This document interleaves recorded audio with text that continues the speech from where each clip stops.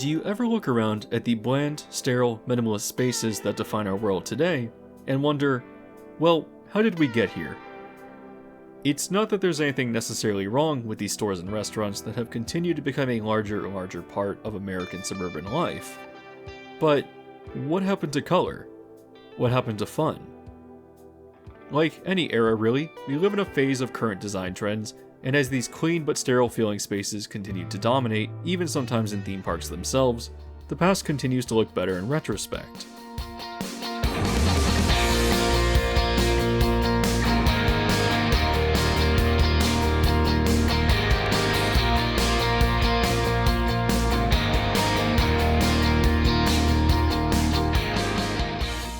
It's hard to summarize American life in the 90s culturally, as it was many things, ranging from Nirvana to Britney Spears, Sonic the Hedgehog to Super Mario 64, Friends to Beverly Hills 90210, Ghost to Jurassic Park. It was a decade defined by relative political stability and safety, at least for Americans after the fall of the Soviet Union, and while not everything was perfect, it was still a period of optimism and general economic security, even despite events like the LA riots or the Gulf War. The introduction of home computers and the internet were of course probably the most dramatic technological catalyst for change. Now that I've gotten on the internet, I'd rather be on my computer than doing just about anything. It was a period full of larger-than-life ideas like extreme sports, defined by mostly newly popular takes on recreational activity like bungee jumping, whitewater rafting, and an ever-increased presence of skateboarding. Consumer products were designed or advertised through bold, subversive, and often postmodern aesthetics, whether they grace the packaging of Tang, Cherry Coke, Moon shoes, or even children's school supplies. Here's a great example of subversive edginess from the late 90s. Mom, we're thirsty! Well, I've got 2 glasses of Sunfizz coming right up. Sunfizz, that's our favorite! That's because there's a delicious ray of sunshine in every drop! Come on, guys. I'm filled with nature's goodness! Hey, what's with you people? I've got vitamins and minerals! Trust your gut, not some cartoon character. While it's easy to look back at this decade as colorful and larger than life though, these products stand out, not because they were common, but because they evoke nostalgia.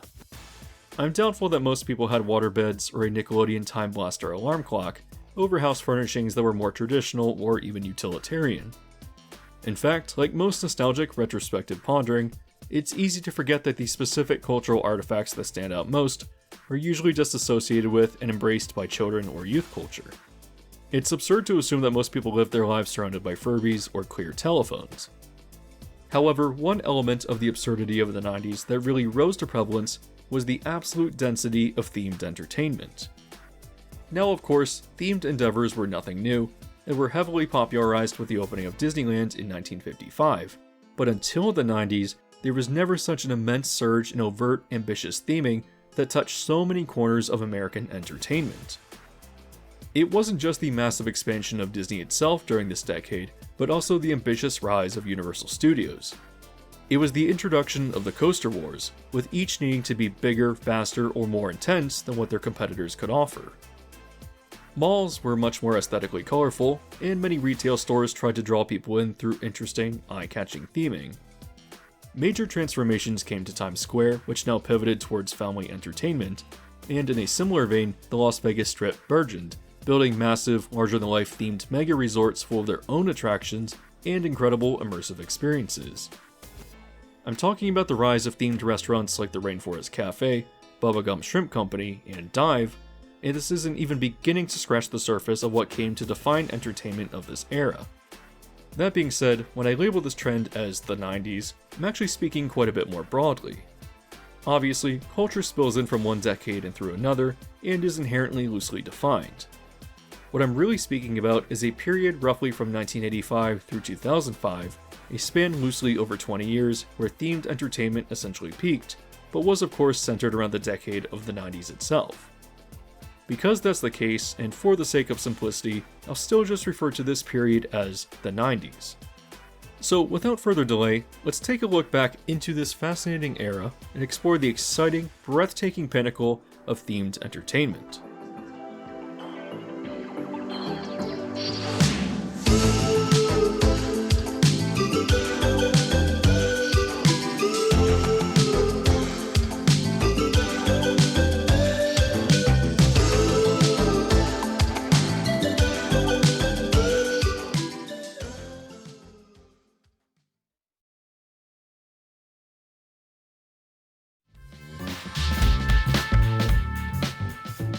Just a quick favor, but an immense amount of time and research goes into producing videos like these, so if you'd like to show your support, all you have to do is hit the like button.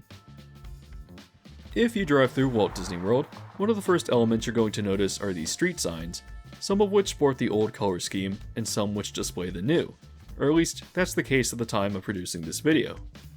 This new design is a contrast between blue and gold, likely taken from the aesthetic of the Walt Disney World 50th merchandise, and is, in my opinion, just not very pleasant to perceive.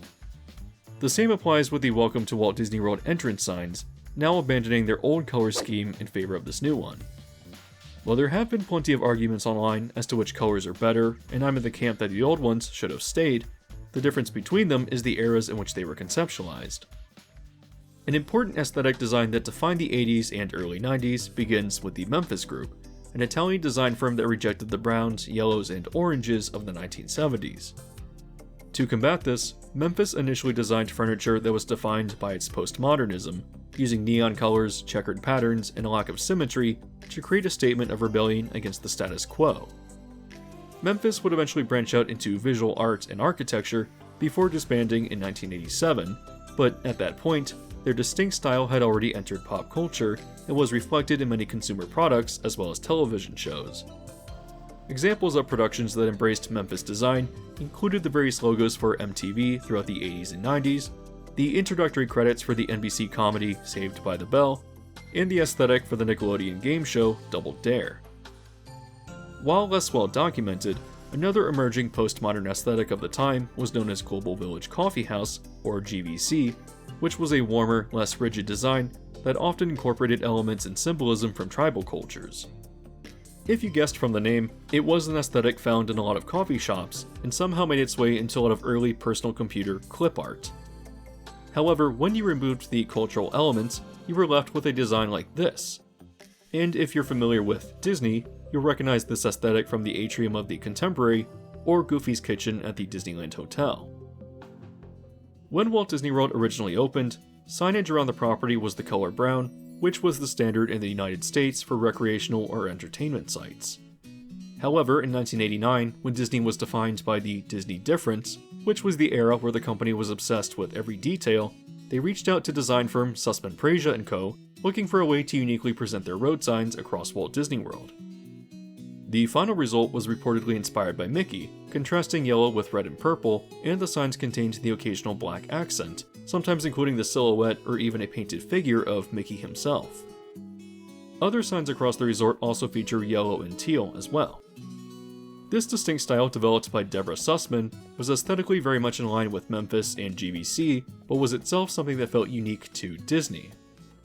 It's also worth noting that Disney worked with the firm to develop the aesthetic style of Euro Disneyland for its debut in 1992, with these iconic yellows, purples, and reds dominating marketing material, and even disposable goods around the resort, ranging from shopping bags to straws and plastic cutlery. While more subtle, this design aesthetic also made its way onto the Walt Disney World buses, where it still can be seen today, although it is quickly being phased out for wraps featuring movie characters. Going back specifically to the signage though, I have often seen them criticized for feeling very 90s, and while this warm, colorful aesthetic is certainly rooted in these design trends, it was still distinct enough to outlive them, becoming a color palette I associated with Disney's quality and uniqueness, not necessarily the 90s itself. Continuing the theme of unique elements on Walt Disney World property, if you make your way towards Animal Kingdom and turn off just before it to go to the All-Star Resorts, you'll find a large McDonald's. As it exists currently, the building is quite unique when compared to most other locations, especially as its theme is green, renewable energy. The employment of plants, solar panels, and even exercise bikes that generate power are odd, novelty elements that can only inform a McDonald's design today. The aesthetic choice is a sleek and modern minimalism chasing current trends, which isn't really bad, but it's not really remarkable either. However, this building only just opened in 2020, it was actually preceded by another with a different design. This one lasted from 2009 through 2019, and was somewhat decorated to evoke the theme of sports, although the interior itself was essentially just like any other contemporary McDonald's, except much larger. However, the most interesting version of this building initially opened in 1998, with the exterior designed as a larger-than-life Happy Meal box, featuring various McDonald's characters such as Ronald and Grimace, as well as 3D constructions of a soft drink, hamburger, and fries, known as the Happy Meal Gang. Also worth noting is that to the right of this display was a large Ronald McDonald statue greeting visitors at the front door. While very few photos exist of the inside, I think that the theme of this particular restaurant was a meta celebration of McDonald's itself, employing visual elements that range from photos of the earliest location to scattered props that embody the spirit of McDonald's marketing in the 70s that has now been translated in a way that exemplifies over-the-top 90s theming. Simply put, this original version of the restaurant was far more interesting and had way more character than what you can experience today. And this is a great segue specifically into how cool McDonald's was in the 90s.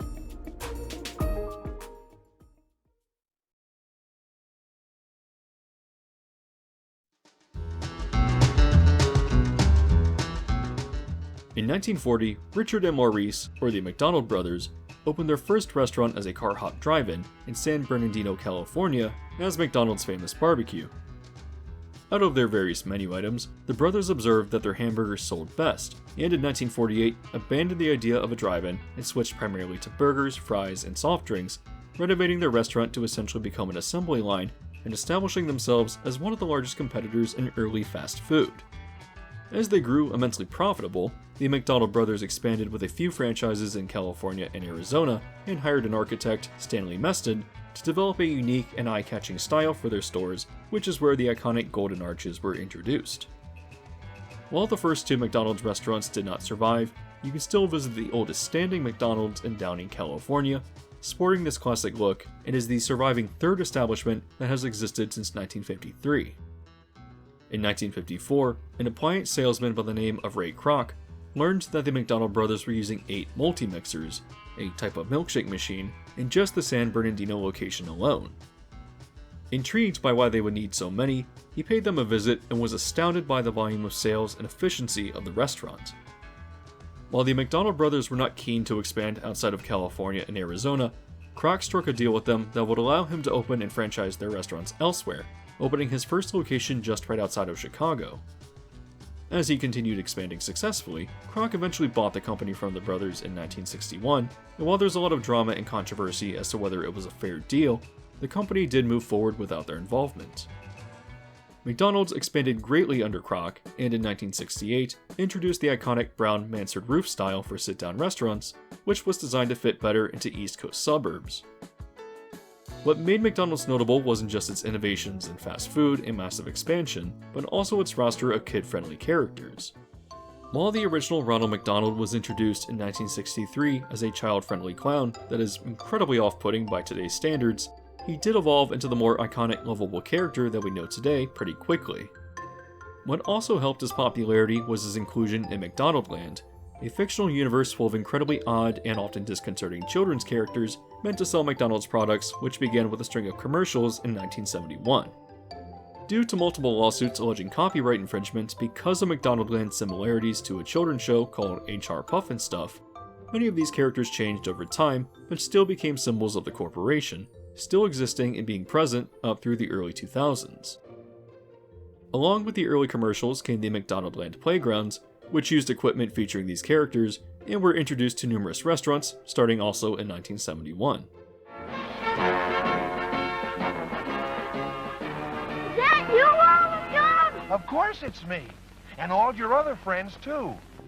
As McDonald's continued marketing to children, the Happy Meal was introduced in 1979, which included a burger, fries, cookies, and small soft drink, along with stencils, wallets, and other miscellaneous colorful items that would be appealing to children. As the Happy Meal evolved, McDonald's was also smart to include product tie-ins with major films, and their first major collaboration actually took place in 1979 with Paramount Pictures. Known as the Star Trek meal, it promoted Star Trek the Motion Picture, promising prizes which appeared to be Star Trek comic strips and a plastic communicator. Fast forward to 1987, and McDonald's evolved the McDonaldland Playground into the McDonald's PlayPlace, a series of climbable tubes and slides accompanied by ball pits. Many of these areas were outdoors, and some were not, but this colorful style that often incorporated McDonaldland characters came to dominate McDonald's locations across the late 80s, throughout the 90s, and into the early 2000s. At this time, many of the previous dull brown mansard roofs were painted a bold red and yellow, and interiors were redesigned to incorporate characters and a palette that was quite similar to the Memphis aesthetic. Oh, and we cannot forget the apple pie trees, which the McDonald's wiki claims were mostly removed after complaints from parents, stating that their children would wake up late at night crying, dreaming of the tree as it whispered forbidden, eldritch secrets to them.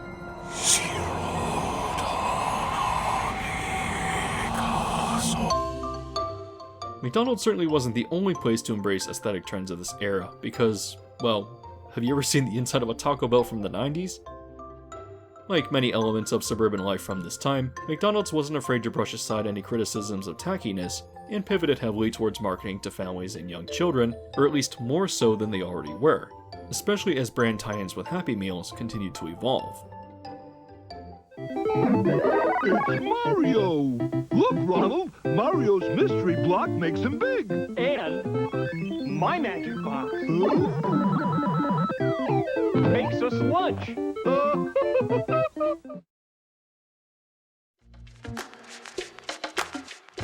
The rise of adventurous, over-the-top theming throughout the 90s was no stranger to McDonald's either, and many franchise restaurants took on incredibly unique themes and aesthetics.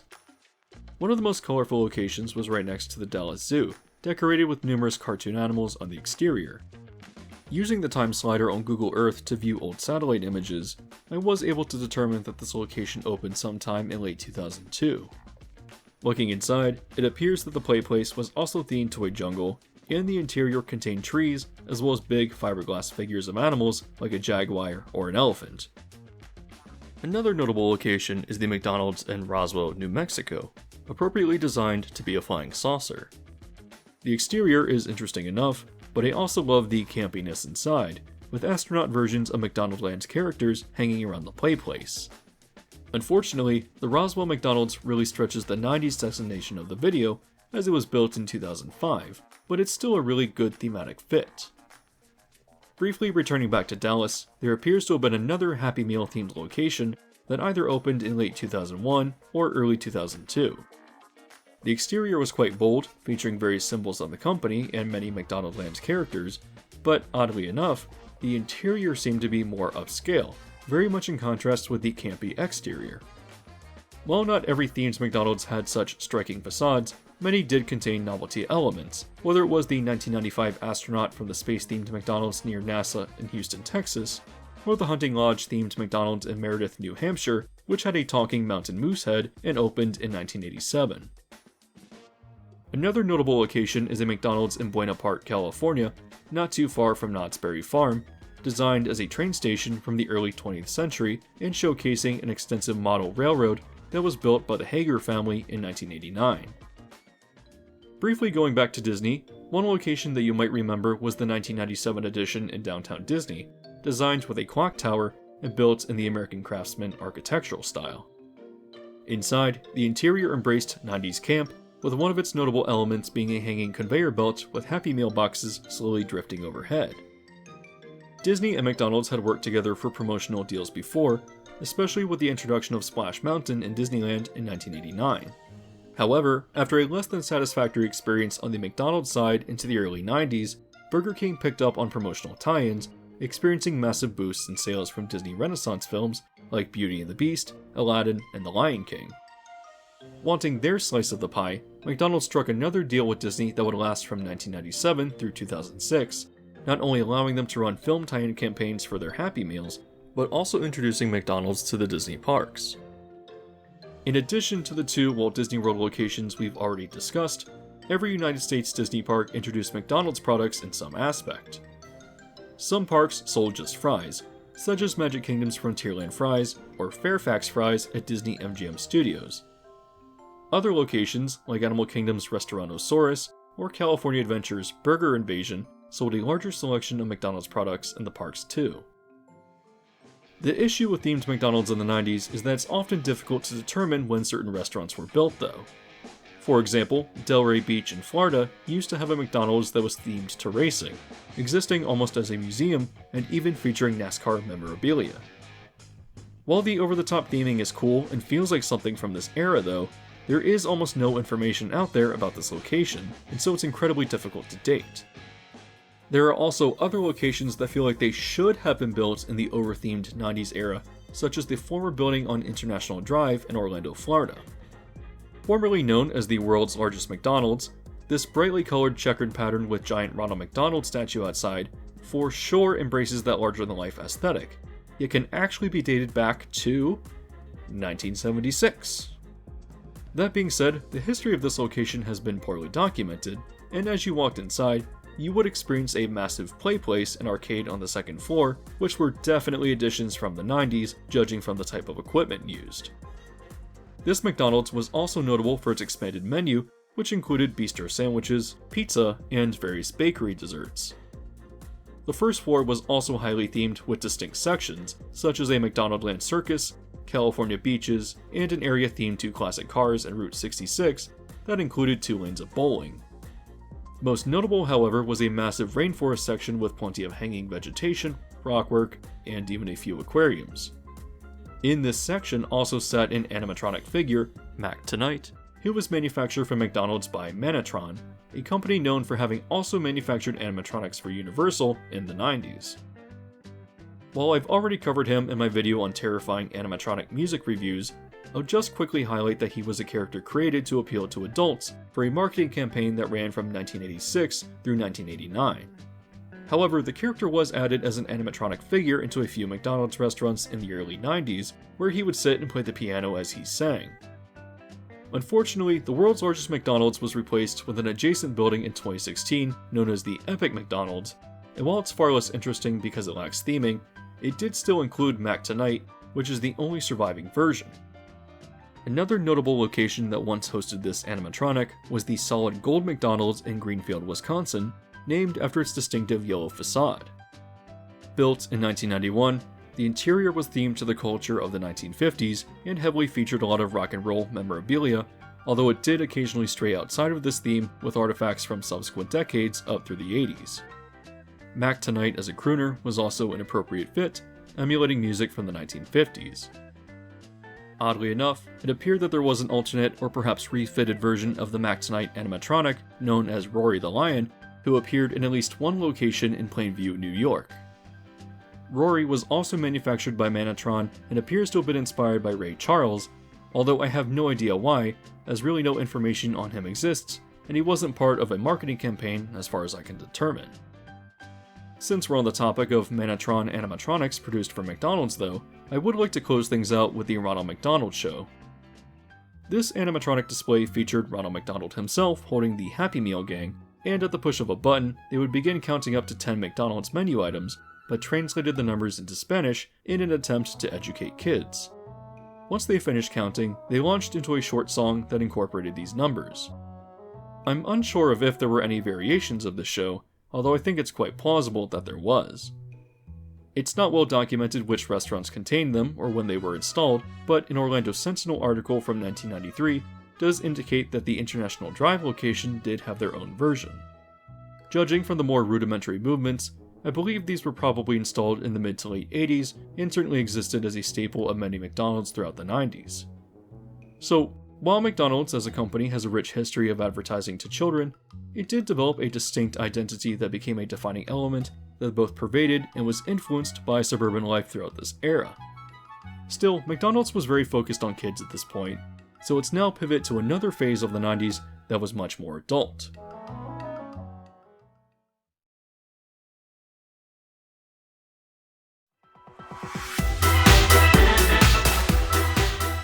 One of the most fascinating cities in the world is Las Vegas, with so much of its real estate dedicated to just entertainment. The Strip itself is home to many of the world's largest mega resorts, and it's the place that feels almost impossible just through its sheer size and scale, especially when you consider that it sits in the middle of the desert. Many of the resorts have this excessive, larger-than-life theming that just beckons you in through their marvelous novelty, and so it makes you wonder, how did this all come to be? Well, the history of Las Vegas is quite rich and complicated, but to summarize it succinctly, the town itself was established in 1905 as a halfway point for a new shipping railroad that would travel between Salt Lake City and Los Angeles. While it grew as a railroad town, the passing of Assembly Bill 98 in 1931, which legalized gambling in the state of Nevada, was the obvious first step towards its astounding future. Just a month later, the first phases of construction would begin on the Boulder Dam, known as the Hoover Dam today, which brought in droves of workers to the gaming establishments of Las Vegas, creating a pretty significant economic boom. While many gaming establishments rose on Fremont Street during this time, the first true resort on Highway 91, which would eventually become Las Vegas Boulevard, or the Strip as we know it today, was El Rancho. Established by California hotelier Thomas Hull in 1941, it was intended to entice highway travelers on their way in or out of Las Vegas, and offered an Old West themed gaming floor like many of its competitors on Fremont Street, or the only other establishment on the highway, which was known as the 91 Club. What made El Rancho different was that it was an actual resort experience though, and with its success, the 91 Club quickly transformed into a resort known as Hotel Last Frontier. This activity attracted the attention of Hollywood nightclub owner Billy Wilkerson, who quickly began financing and constructing his own hotel on the highway known as the Flamingo. However, needing to seek additional finances, Wilkerson became involved with nefarious actors after a 2/3 stake in the resort was bought out by shady business interests, with the deal led by notorious mobster Bugsy Siegel. The story of the Flamingo is an interesting one, especially as Siegel was thought to have skimmed a few $1,000,000 from the mob during the construction process, leading to ballooning construction costs and his eventual assassination. But what's important about the resort is that it brought mob influence to Las Vegas. Over the subsequent decades, many gaming establishments, hotels, and resorts were built along Highway 91, most of which had names or themes that either reflected the Old West, like Westward Ho, or otherwise some exotic aspect of the desert elsewhere, like the Aladdin or the Sahara. There were a few thematic exceptions, most notable of which was Caesar's Palace, which was established in 1966, or Circus Circus in 1968, but the Strip otherwise evolved into high-end desert resorts that were defined by the sea of elaborate neon signs. The most popular and influential of these was easily the Sands, which opened in 1952 and became a favorite venue of Frank Sinatra and other notable musicians who later established the Rat Pack, allowing this particular resort to flourish as the entertainment center of the Strip. Despite the mob taking its share of profits in the background, there is a nostalgic factor to this era of Las Vegas, but all of that would change with a 1966 visit from Howard Hughes. While he originally intended to stay in Vegas for a short period of 10 days in the Desert Inn, when confronted with checkout time, he spontaneously decided to just purchase the entire resort for a sum of $13 million. Over the next year, he spent a whopping $65 million purchasing not just an airport and land in the city, but also 5 other resorts: the Castaways, the Frontier, the Landmark, the Sands, and the Silver Slipper. Though spontaneous and eccentric, Hughes wanted to establish Las Vegas as a reputable place for legalized gaming and put his money behind passing the Corporate Gaming Act in 1969, alienating mob influence and opening the doors for corporate entities to establish themselves in the business. Throughout the 1970s and most of the 80s, these corporations continued to sanitize the Strip with more reputable but bland and sterile establishments, but continued pushing out the mob until they were essentially non-existent. However, everything changed when Las Vegas tycoon Steve Wynn opened the Mirage in 1989, the first mega resort to find itself on the Strip. Themed to the exotic South Seas, the Mirage enticed visitors in just through its intense novelty, with its 31-story tower surrounded by lush tropical vegetation and waterfalls. Viewable from the sidewalk, a large volcano would erupt throughout the night, using smoke effects, pyrotechnics, and water fountains lit with red lights to simulate the event. The volcano was the first of what became sidewalk attractions or shows along the Strip that made people curious to come inside, and once they did enter the Mirage, they were met with absolute decadence. The check-in counter was framed by a massive tropical aquarium, and the atrium was filled with lush gardens. The resort also included an exhibit that featured rare white Bengal tigers, which would become stars of the Siegfried and Roy show hosted at the hotel just a year later, And nearby, there was even a pool where visitors could get a view of bottlenose dolphins. While excess and novelty were certainly not new to the Vegas Strip, this awesome new level of it certainly was, and what it did was open the doors for a complete transformation designed around excessive themed entertainment.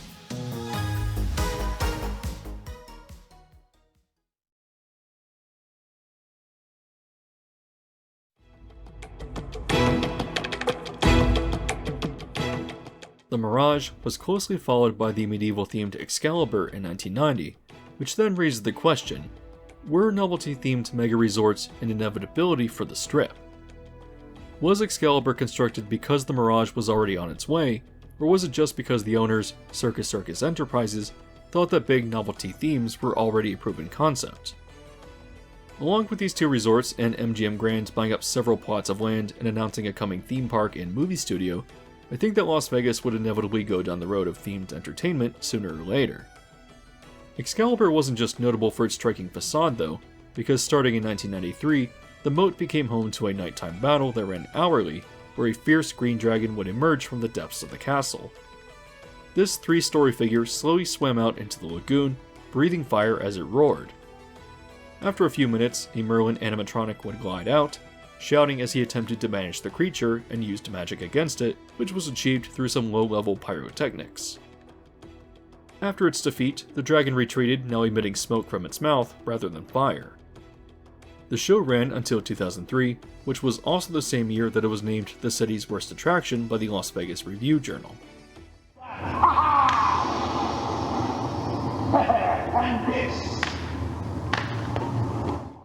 The idea for the show was neat, but it was unconvincingly silly. However, Excalibur was also notable for other forms of entertainment inside the building, with its longest-running show being King Arthur's Tournament. This particular show opened with the resort and ran until January of 1999, although it was revamped and resumed shows a month later as they renamed Tournament of Kings, which it is still known as today. If this looks like medieval times to you, then you would be correct, as after failing to make a deal to bring medieval times to the resort, King Arthur's Tournament was instead introduced after entertainment director Mike Hartzell went and took notes on the show at the Buena Park location right outside of Knott's Berry Farm. What was also notable about Excalibur other than its shows, restaurants, and theming though, was that it contained plenty of shops and was even compared to a mall by an interviewee in a Channel 13 news report. It looks a lot like a mall, though. I mean, it just gets out of the casino, the feel. It's not like you're in every casino here in town. It's something different. That's an interesting observation, as Las Vegas mega resorts began embracing retail in this era, and the next notable development was the opening of the Forum Shops at Caesars Palace in 1992. As Caesars Palace evolved far beyond its 1966 iteration, you could be forgiven for thinking that the resort was built in the 90s, especially as the Forum Shops were a massive themed expansion that contained a mall inside. As another example of Las Vegas excess, the Forum Shops were decorated as elegant Roman streets, pulled together with a fake sky that cycled through different light levels every hour. Statues and fountains were located inside, and from the beginning even contained an animatronic show as an attraction. The show itself has changed throughout the years and has moved as the Forum Shops expanded, but it really is remarkable dressing for what is essentially just luxury retail. While we have more to cover with Caesars Palace later in the video, what's important to note here is that the Forum Shops proved that highly themed retail could do very well on the Strip. The following year of 1993 was massive for developing the Strip further though, as it premiered a whopping 3 new mega resorts. The largest of these was the MGM Grand, which opened in December, but its story is so interesting that I'll also save it for a later portion of the video. On October 15th though, one of the most unique resorts opened as the Egyptian-themed Luxor. Designed as a black glass pyramid, the exterior is decorated with various Egyptian statues as well as a massive sphinx. The exterior is also notable for the Luxor Skybeam, which is a light source that emits from the top 3 stories of the pyramid and is the most powerful artificial light in the world. On opening, the Luxor also contained a few attractions, including a fountain show where lasers would project images onto the water screens, taking place in a lagoon in front of the Sphinx that has since been drained. Inside the pyramid, resort guests would not only just marvel as they looked up at the impressive structure above them, but also at the ancient Egyptian theming found throughout. At one point, there were two silly animatronic camels named Jody and Elias who would spit out facts about the structure. Attractions inside included King Tut's tomb and museum, a faithful recreation of Tutankhamun's tomb and artifacts found inside. Another attraction was Secrets of the Luxor Pyramid, a roughly hour-long series of experiences that started with a chaotic simulator attraction called In Search of the Obelisk. The premise is that guests ride along on an elevator with archaeologists as they discover a piece of alien technology inside a pyramid. However, in the process of doing so, the audience is met with the villain, Dr. Osiris, who attempts to steal the artifact known as the Crystal Obelisk from our heroes. From here, patrons moved on to another theater known as Luxor Live, which was set up as a talk show using live actors playing the archaeologists, discussing the artifact that they had found in the pyramid. As the show continued, a 3D eclipse effect signaled that Dr. Osiris had taken control. Finally, patrons move into the Theater of Time, a CGI film on an IMAX screen where Dr. Osiris uses the obelisk to show 4 different futures that he can create using its power. Our heroes from the first film return, stopping Dr. Osiris and saving the day. The Luxor also contained a ride inside, the River Nile, which was a guided 15-minute boat tour that traveled the perimeter of the building, moving through ancient structures and showcasing Egyptian artwork.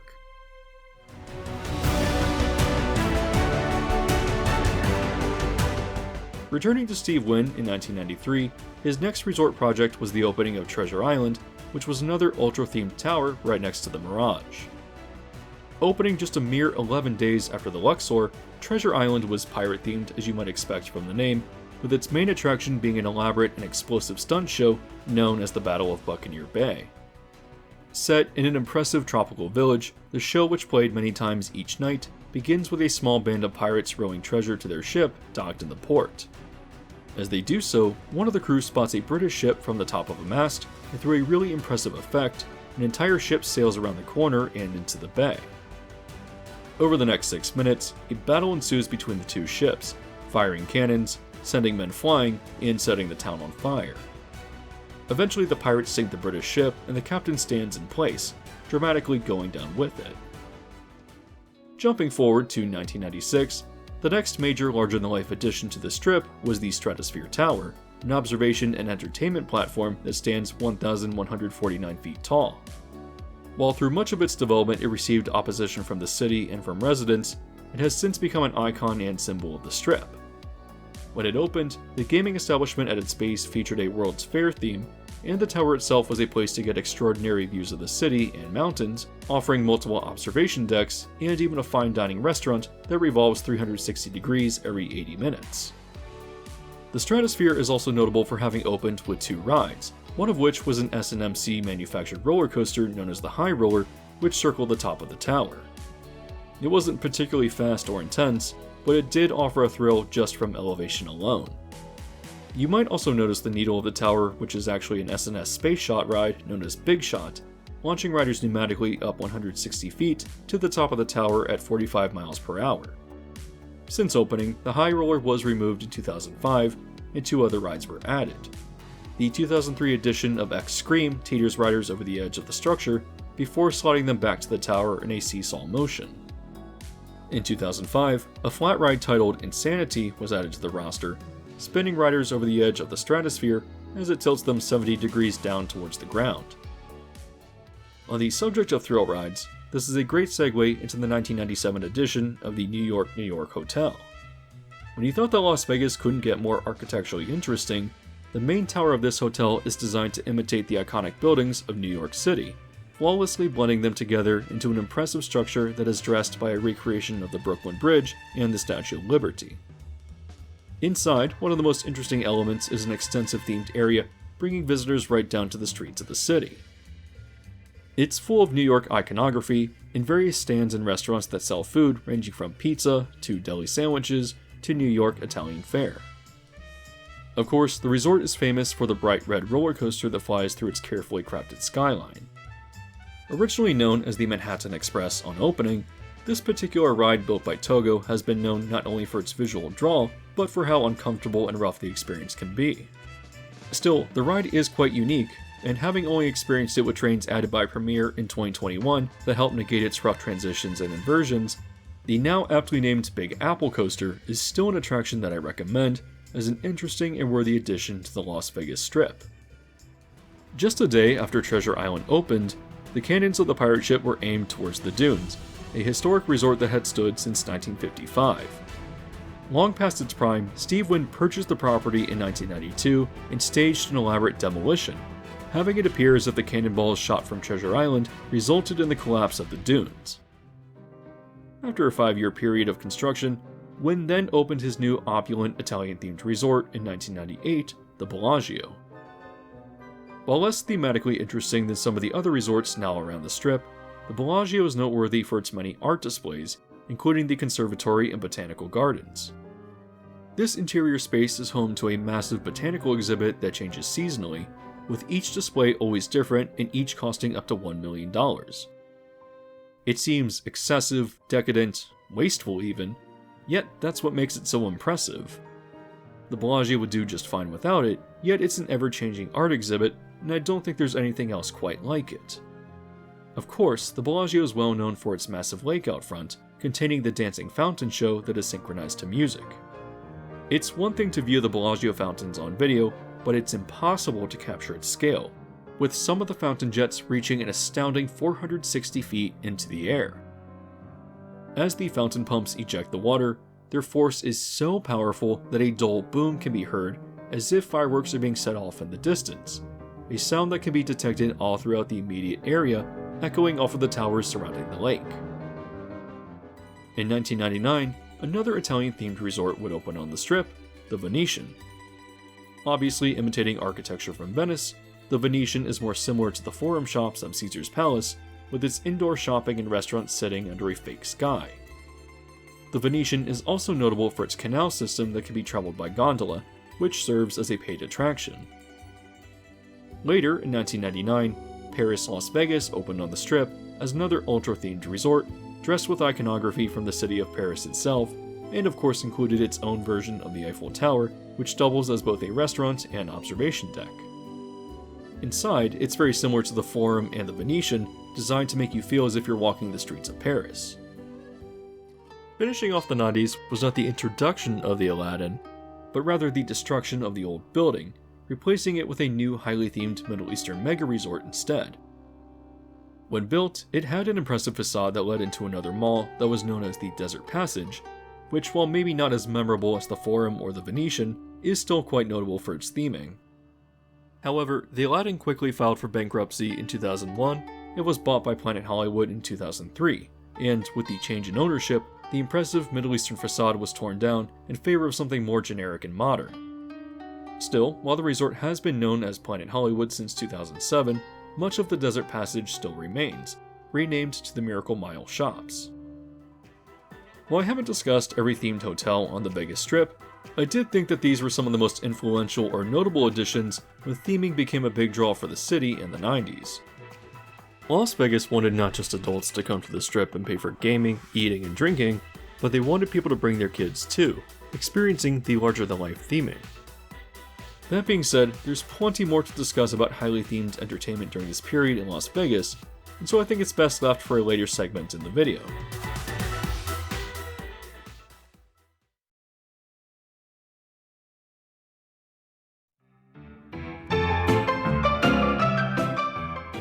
From its 1915 opening, just right outside of Los Angeles, the earliest years of Universal Studios invited the public in for an admission fee of 25 cents to view movies as they were being filmed. This ended around 1930, after films with sound became the new standard, and audiences would otherwise interfere with production.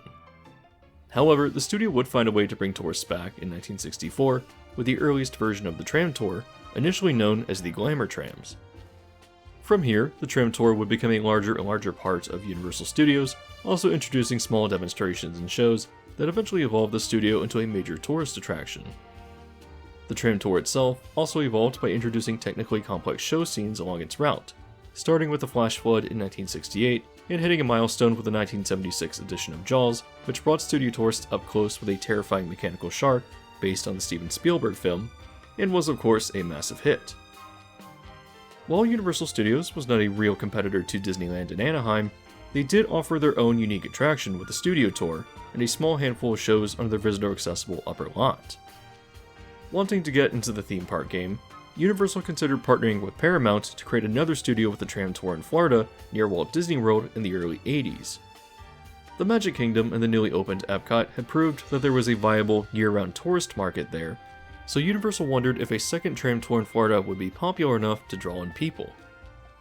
However, the plans fell through, and Universal was furious when Michael Eisner, the new CEO of Disney who started in 1984, announced just a year later that a third movie-themed park in partnership with MGM would be coming to Walt Disney World.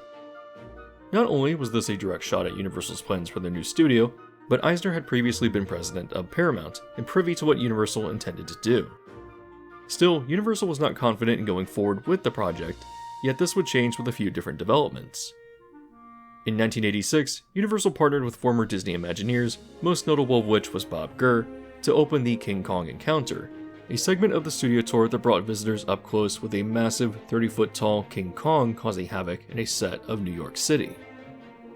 This was then closely followed in 1988 by another ambitious scene on the tram tour, Earthquake, which brought riders into a San Francisco subway as chaos erupted during this natural disaster.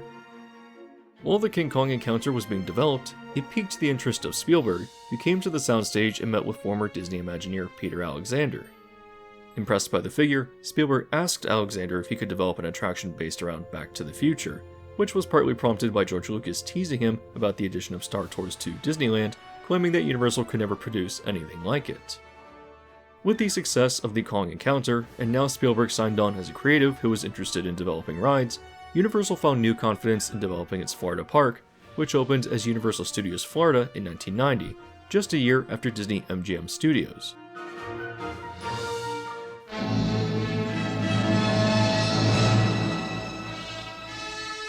Beginning in May 1990, entertainment will never be the same. That's when you'll play a starring role in an awesome array of attractions based on the greatest motion pictures in Hollywood history. Whether you're soaring through the sky with E.T., rocketing at the speed of light in Back to the Future, or facing the howling, growling fury of King Kong, for the first time you will feel what it's like to ride the movies. This is Universal Studios Florida, the only studio with 75 years of great movie-making experience behind it. The only studio that will take your imagination and hold it captive for days on end. Universal Studios Florida, premiering in Orlando, May 1990. Come, see the stars, and ride the movies.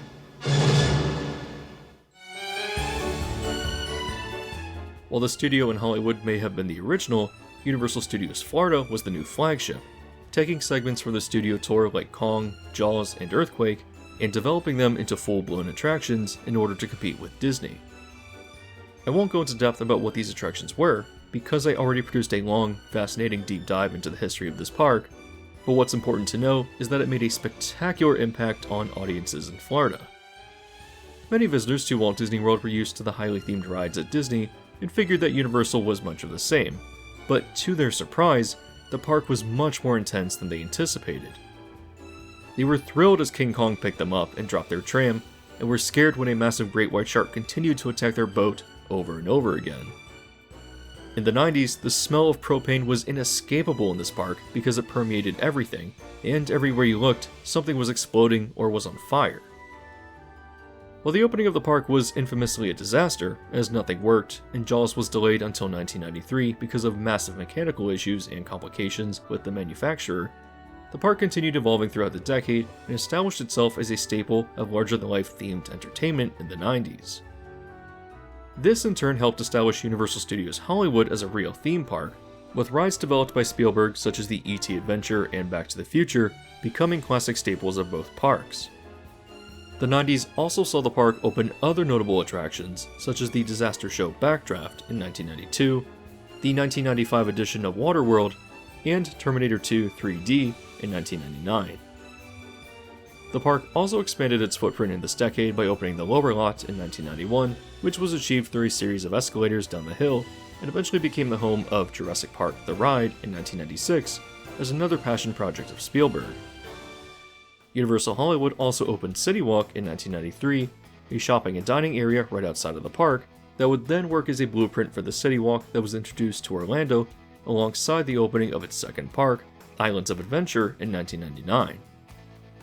What made Islands a product of the 90s wasn't just it following the studio parks and employing such insane, over-the-top theming, but also that the park itself is a long-forgotten reflection of trends for 90s entertainment made for kids.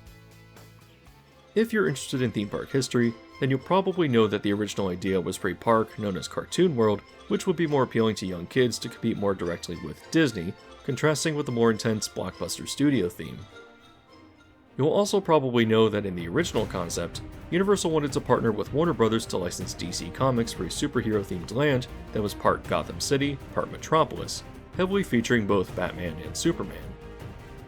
The deal fell through and Marvel was brought on instead, resulting in the fantastically campy Marvel Superhero Island that reflects the comic aesthetic and drawing style of the 90s.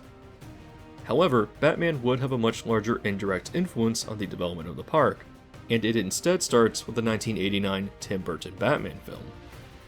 It was incredibly successful for Warner Brothers, and the rest of Hollywood took notice and began conceptualizing similar films. However, the lesson that Hollywood learned was not that superhero films did well, but rather it was films based on heroes found in comic strips or serialized radio programs evoking 1940s nostalgia that would be the big moneymaker. Instead of popular heroes like Spider-Man, the 90s saw movies like Paramount's The Phantom, Universal's The Shadow, or Disney's Dick Tracy, which Michael Eisner anticipated would be so popular that he greenlit early development for a ride that would have gone into Disney MGM Studios. Even when not based on established intellectual property, studios attempted original heroes that fit the archetype, whether it be Universal letting Sam Raimi write and direct a pulp film titled Darkman, New Line Cinema's The Mask, or Disney's The Rocketeer. So, with studios so enthralled with the idea of heroes from the 1940s, the inclusion of comic books and comic strips in Cartoon World made a lot of sense, whether it be the land based on DC Comics, or what would become Toon Lagoon. The thing that changed and transformed the park into Islands of Adventure was a falling out over licensing with Warner Brothers, as in addition to DC, Universal wanted a land based around Looney Tunes, as they were still some of the most recognizable cartoon characters in pop culture. Failing to make a deal, Universal reconsidered the theme of the park, first considering Legends, which would have included Universal Monsters. It was how the Lost Continent was developed, and ultimately ended up with a theme based around literature and adventure. With this came the inclusion of Jurassic Park, letting it have an entire land with its signature ride, the River Adventure, based heavily on the version in Hollywood. Also worth noting is that two attractions of the Lost Continent, the Eighth Voyage of Sinbad and Poseidon's Fury, were very much reflections of 90s camp in both action movies and theme park shows of the time. So, as the 1990s was a period of dramatic growth for themed entertainment, it only makes sense that the rise of Universal during this decade would become one of its defining aspects. Whether it was attempting to outdo Disney with such impressively scaled action-oriented rides in Universal Studios Florida, bringing those rides to California and evolving the studio into a theme park, or designing an ambitious, thematically intense park based on popular entertainment that permeated Hollywood in that decade, the role of Universal in this era cannot be understated.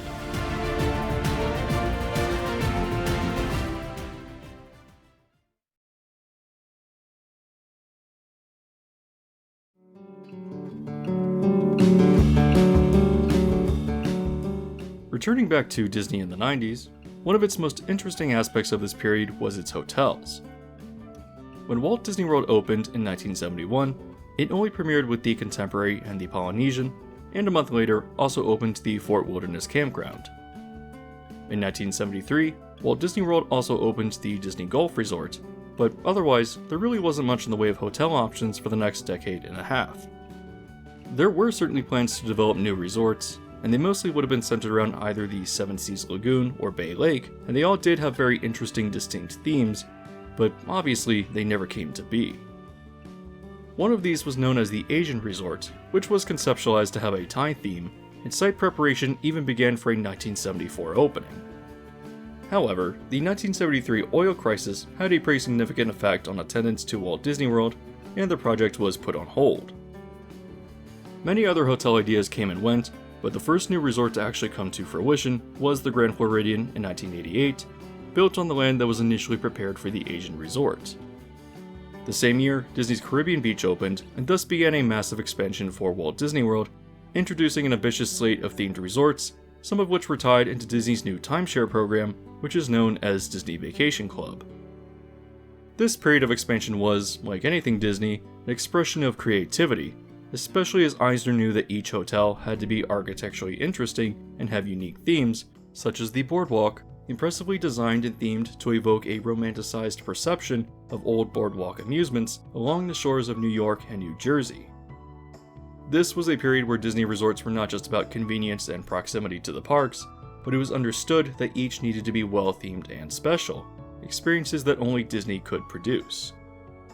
It was the Disney difference, a descriptor I haven't heard in a long time, but something that very much was once integral to the identity of the company, something that would never result in the generic corporate towers that have come to dominate today, slapping Disney film characters onto the walls and clearly showing a lack of understanding for what once allowed Disney to be the industry leader.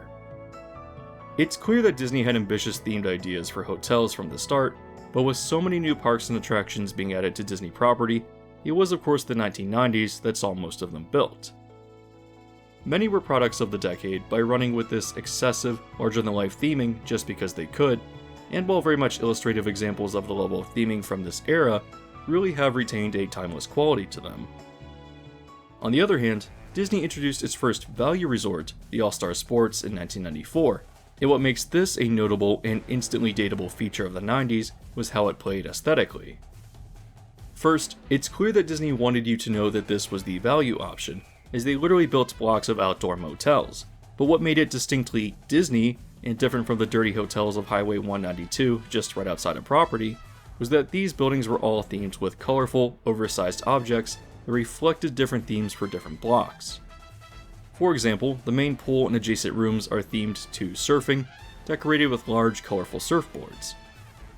While not necessarily the Memphis aesthetic or GVC, you can tell that some of the surfboard designs are certainly rooted in them. If we explore other areas of the resort though, it's very clear just from color schemes or designs on the buildings that the 90s were absolutely an aesthetic reflected here. Even when colors were more conventional like the green and white in the tennis section, the giant tennis rackets themselves still employed color choices that definitely screamed Memphis to me.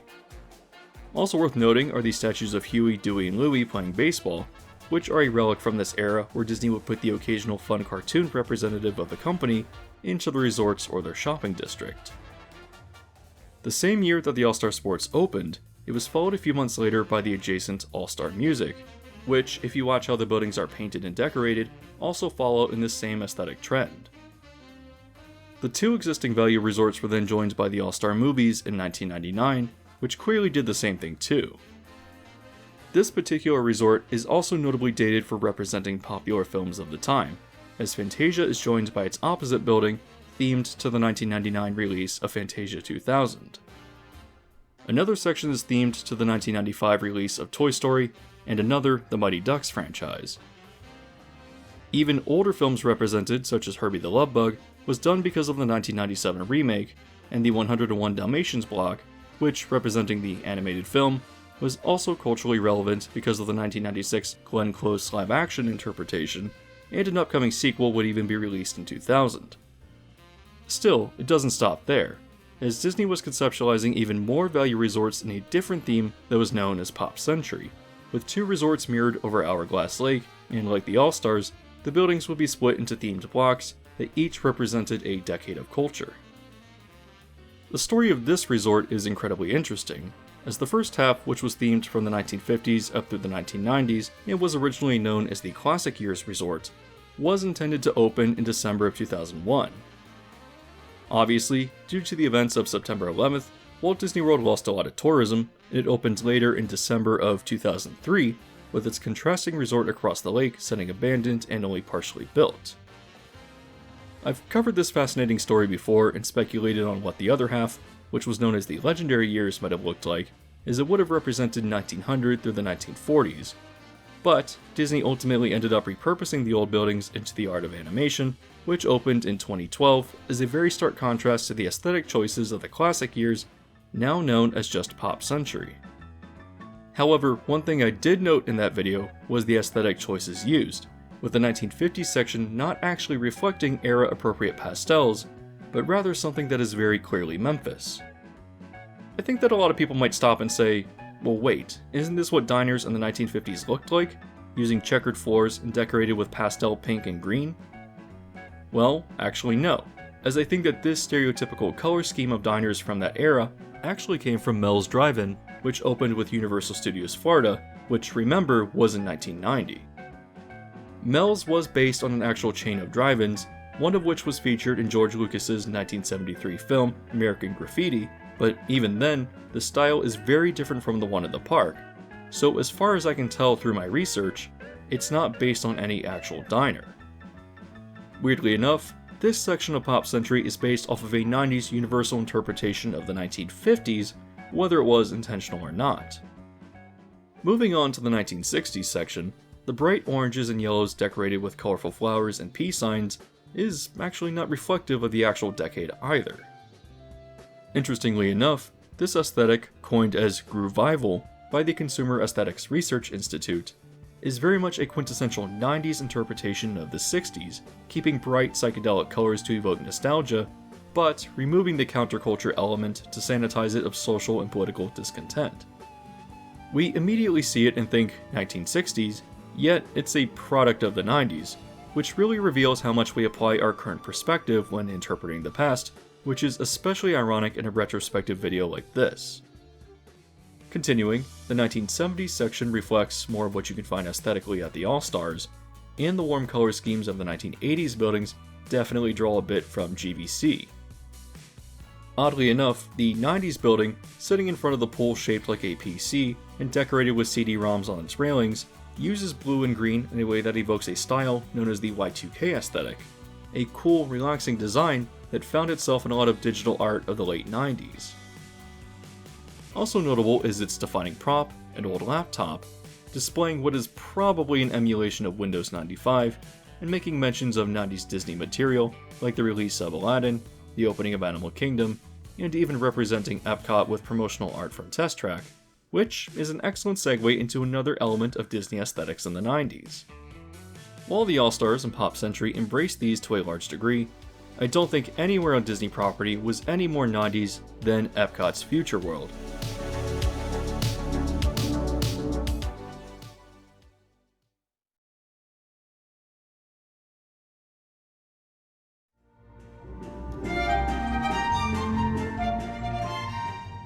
In the first decade of Epcot's existence, Future World had a very distinct aesthetic that was intended to convey that the park was essentially a permanent World's Fair. While I'm certainly no expert on architecture, I do believe that the buildings of Future World took inspiration from architecture of the 1970s and combined those styles with something called streamlined modern. My surface level understanding of this style is that it was popular in the 1930s and evolved out of Art Deco, and as the name suggests, eliminated a lot of straight lines by rounding out corners.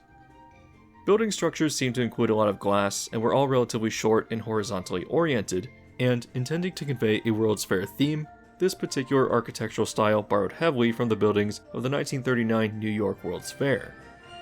It appears that this style was quite prevalent there. It was most notably featured in the General Motors exhibit titled Futurama. Futurama itself also contained a ride that is often cited to be the inspiration for Disney's Omnimover ride system, and took visitors through a series of moving models that showed the future of travel through highways, which seemed remarkably exciting and futuristic at the time. The models themselves employed buildings that appeared futuristic to its audience, adapting a modified version of streamlined modern. While it's surprising that Epcot doesn't take more inspiration from the 1964 New York World's Fair, as that was such an interesting milestone for the development of many Disney attractions, Epcot did seem to lean more into 1930s retrofuturism, while again, incorporating other design elements that were popular in the 1970s. Epcot's Communicore, a series of shows and interactive exhibits that showcased upcoming and future technology, did quickly date itself though, and in the spirit of keeping the exhibit alive, it was updated along with a massive overhaul to Future World in 1994. This update came in the form of Innoventions, a spiritual successor to Communicore, although weirdly, it initially felt like a gaming expo or even an arcade. It heavily featured a lot of Sega products, ranging from consoles to actual arcade games, and had a lot of weird novelty exhibits like a giant television screen or a demonstration of a self-cleaning toilet in a house of the future. Other displays included a video phone, a virtual reality Aladdin Magic Carpet attraction, and even a LEGO exhibit. Also notable is the Dream Forum, which was some sort of small show sponsored by Motorola that made predictions about the future of communication, but was known for this strange, terrifying animatronic named Starnak that looked into a crystal ball and predicted the future. While often forgotten and quite poorly documented, there was also a quick service restaurant called Pasta Piazza, which couldn't be any more Memphis if you tried. Innoventions was split into both East and West, taking up almost all of the former Communicore space, and used a lot of purples, reds, and yellows that definitely lean heavily into GVC. The exhibits were often very superficial, weird novelties, and it seemed more concerned with being contemporary and hip, rather than actually being unique or fun. Epcot in 1994 was weird, not just because the park was temporarily and literally renamed to Epcot 94, but because it made so many bizarre changes. The year saw the temporary addition of the Magical World of Barbie in the American Gardens Theater, literally designed around the Mattel doll in a 30-minute musical show where she travels the world. If you see a kookaburra or a kangaroo, or someone toss a boomerang, you know you're a long way from Malibu, 'cause the English has a funny twang. Okay, wow, yeah, that's actually just rude. Hey! MH, let's throw another shrimp on the Barbie! Excuse me? Oh, just an expression. Judging from a promotional VHS released that year, which was sold for a single penny in stores, the show intended to entice young girls and park visitors to the World Showcase, although I'm pretty confident that it didn't, as the show only stopped performances a year later. Pivoting back to Future World, another 1994 edition was the Electric Umbrella, a quick service location that remarkably existed up through 2019. It was known for having been the place where you could get overdone cheeseburgers, dried chicken tenders, and wilted salads. Delicious. The aesthetic going on inside here is clearly GVC, but if I asked you what the theme was, could you describe it? Well, this is actually really interesting, because postmodernism is often defined by its meaningless absurdity. The literal combination of electricity and umbrellas are not the theme, because when you think about it, it's just so nonsensical. The theme of the restaurant is not the objects in the name or on the wall, but is instead the absurdity of it all, making the actual theme of the restaurant a zany 90s take on postmodernism, which is weirdly sophisticated and is not at all obvious unless you know the context behind it. Anyways, Future World would continue transforming, and the next development came with the 1998 edition of Ice Station Cool.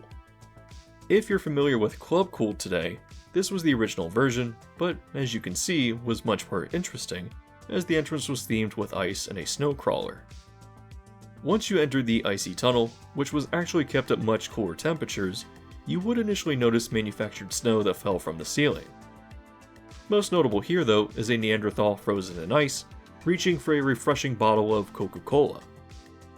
After you exited the tunnel, you were let out into a gift shop that was notable for its tasting station, which featured a number of sodas that Coke produced for different countries throughout the world. Continuing, the next major transformation to Future World came with the Millennium Celebration, a topic I've already done a video on, but is an essential catalyst for change in Epcot that began in 1999, celebrating what else but the turn of the millennium. It was notable for introducing many elements, including pin trading to Walt Disney World through Pin Central, which had an interesting canopy of triangle-shaped awnings.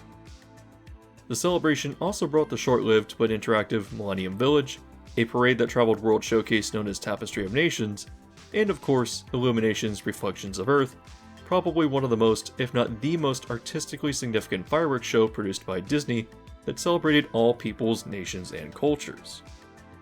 Again, I've discussed these things in more depth in a dedicated video, but the Millennium Celebration also introduced a few changes to Future World as well.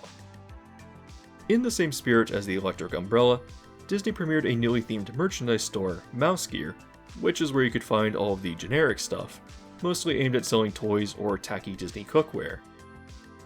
Like the rest of Future World, the color choices were very much rooted in GVC, although thematically, it was decorated with a weird, industrial, almost steampunk gear theme that incorporated Mickey, Donald, and Goofy.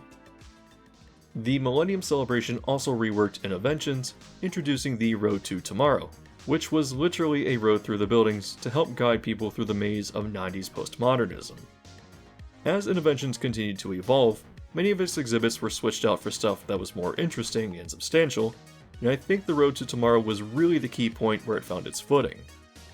Perhaps this is nostalgia talking, but I remember literally spending an entire day in Innoventions sometime in the early 2000s and being engaged by the interactivity of the exhibits.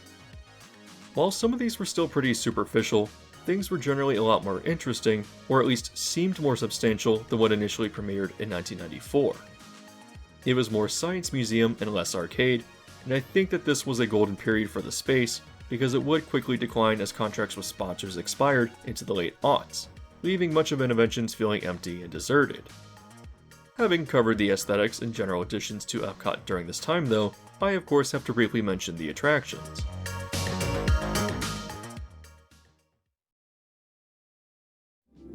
The 9th major pavilion at Epcot Center's Future World is now open to the public. It's the Wonders of Life, sponsored by Metropolitan Life. In 1989, Epcot opened its first pavilion that felt very different from the others, known as the Wonders of Life. Aesthetically, well, I don't even need to tell you what it looks like, because talking about Memphis and GVC is just tiring at this point. The Wonders of Life Pavilion was themed to health and learning about the body, containing a number of interactive exhibits, interesting shows, and a thrilling simulator attraction known as Body Wars, which brought you on a perilous adventure through a human body as you were attacked by white blood cells. I've rarely made mention of the Wonders of Life on my channel, and I'll keep it to another brief mention here because it's worth a dedicated video, but the tone, aesthetics, and type of entertainment offered here was very much a product of this era.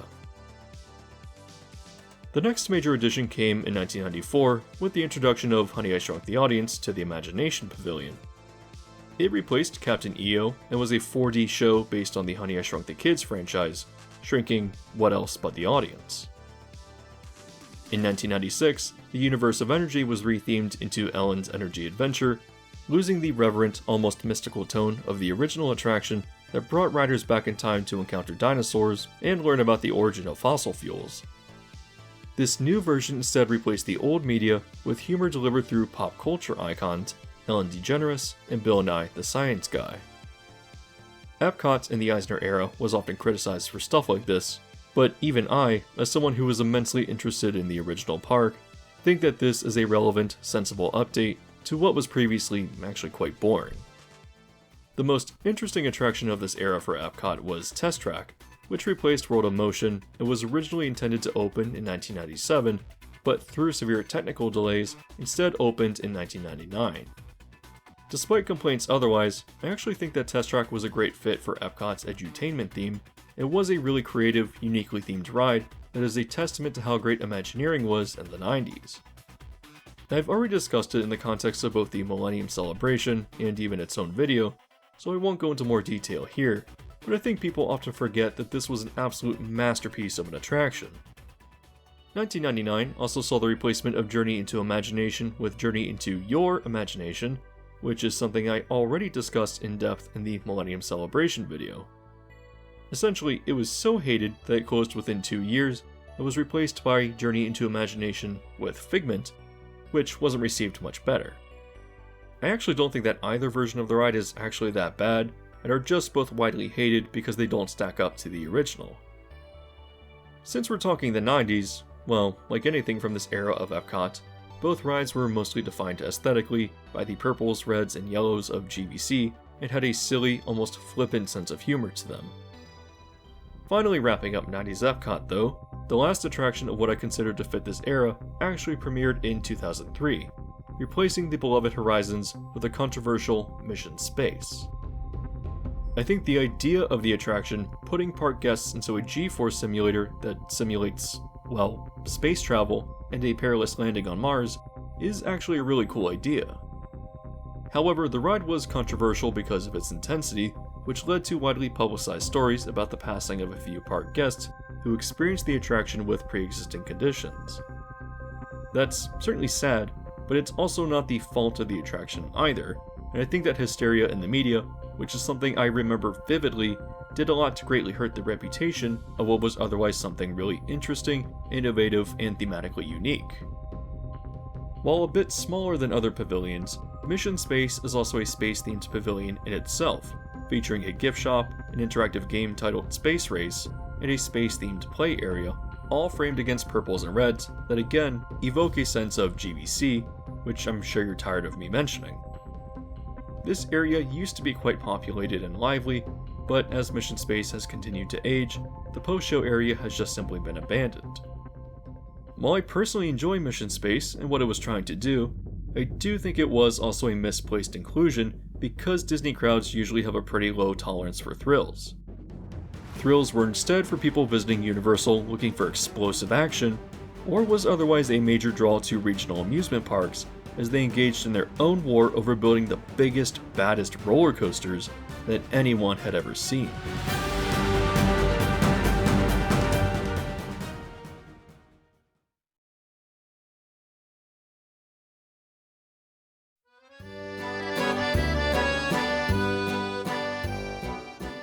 While the earliest steel coasters have been dated back to the early 20th century, the first contemporary iteration, utilizing tubular steel track, came with the Matterhorn bobsleds in Disneyland in 1959 and was manufactured by Arrow Development.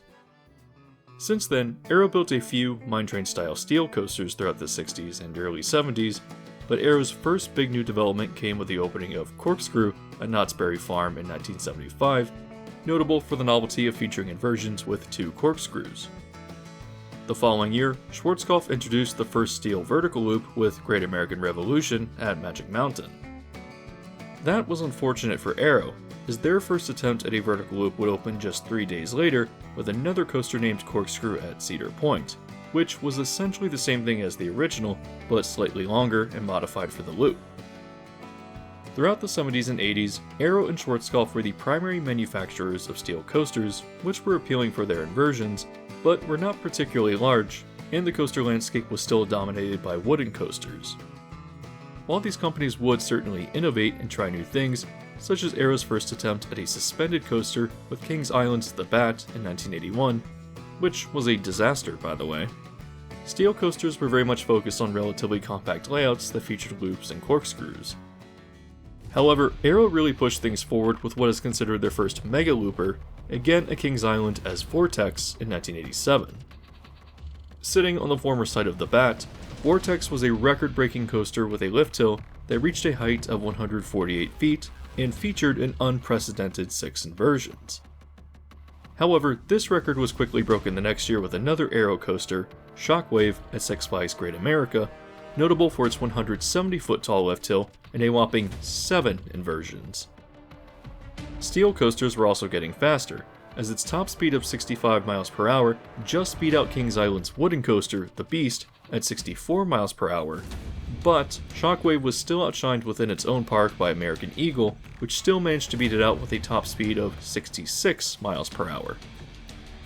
However, Arrow Mega Loopers would get incrementally bigger, with the 1989 introduction of Great American Scream Machine to Six Flags Great Adventure, essentially cloning Shockwave, but adding an additional 3 feet to the height, and achieved a top speed of 68 miles per hour. The last Arrow Mega Looper was added to what was now the Six Flags owned Magic Mountain in 1990, building the tallest lift at a height of 188 feet, and achieving a top speed of 70 miles per hour.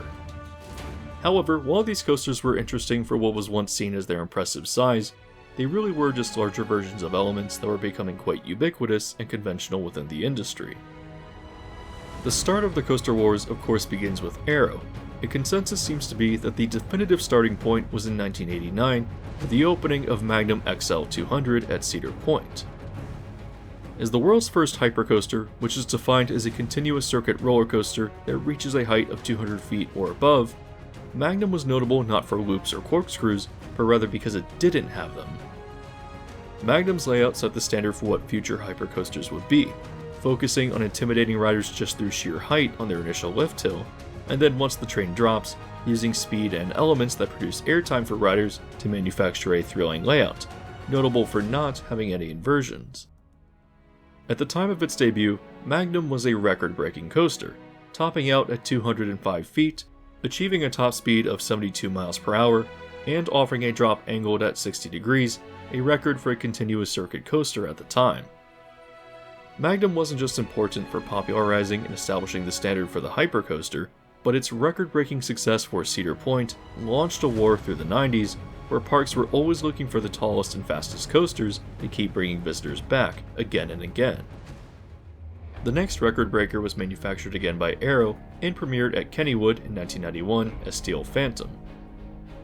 While the track only reached a top height of 160 feet, its highest drop was significantly farther at 225 feet, as the coaster used the hilly terrain and dove into a valley, throwing into debate as to whether or not this was an actual hypercoaster.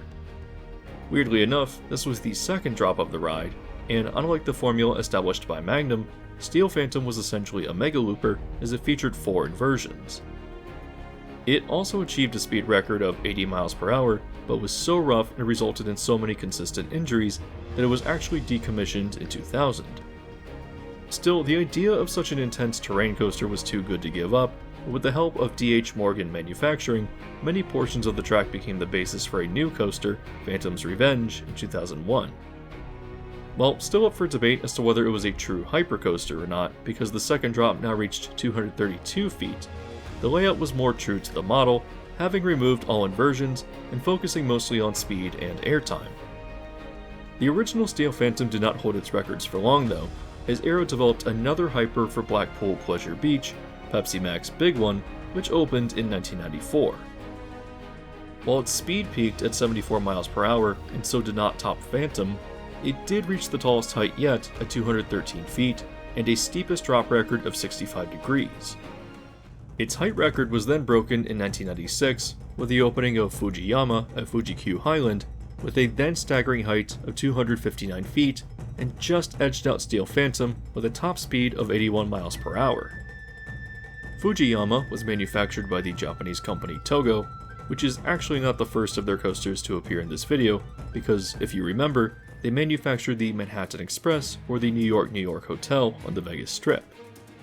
Actually, the same year that the resort opened, 1997, the coaster height and speed record was not just simply exceeded, but was just absolutely shattered.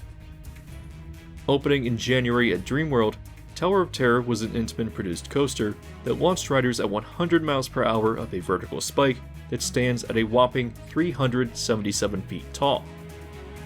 While launches on coasters have been used by Arrow and Schwarzkopf using different methods since 1977, the first magnetically launched coasters were 2 cloned indoor layouts that debuted as the Outer Limits, Flight of Fear, in 1996 at both Kings Island and Kings Dominion. Manufactured by Premier, the system used to launch these trains were known as linear induction motors, or LIMs, but what Intamin innovated with Tower of Terror was the use of linear synchronous motors, or LSMs.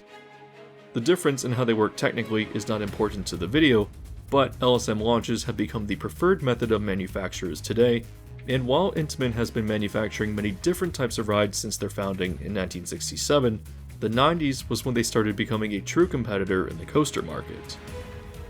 While Tower of Terror did break records, it was only because its sister attraction, Superman the Escape, which was slated for a 1996 summer opening at Six Flags Magic Mountain, had been delayed through technical issues. Opening just 2 months after Tower of Terror, Superman would have otherwise been the first coaster to break 100 miles per hour and even stood significantly taller, reaching a height of 415 feet. Now, granted, the coaster cars were not actually reaching the top of the spikes, nor were they intended to, but for the sake of marketing, the actual height of the track was all that mattered, hoping that consumers would not notice or care. While it's difficult to calculate the actual max height that riders were achieving, it was still certainly taller than Fujiyama though. In 2000, Magic Mountain opened another record-breaking coaster, this time manufactured by Giovanola. Known as Goliath, the only record it broke was achieving a top speed of 85 miles per hour for a closed-circuit coaster, which really doesn't seem very impressive standing next to Superman, but the ride experience is certainly very different. However, a mere 2 months later, Cedar Point broke the closed-circuit record yet again with the opening of Millennium Force, introducing now the world's first Giga Coaster, which is categorized as a closed-circuit coaster that reaches a height of over 300 feet. In this case, the coaster was manufactured by Intamin, and the lift hill reaches 310 feet into the air. It also reaches a top speed of 93 miles per hour, which is embarrassing for Goliath.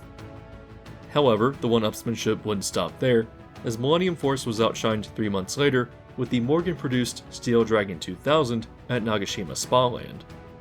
The lift hill reached 318 feet and achieved a marginally better speed at 95 miles per hour.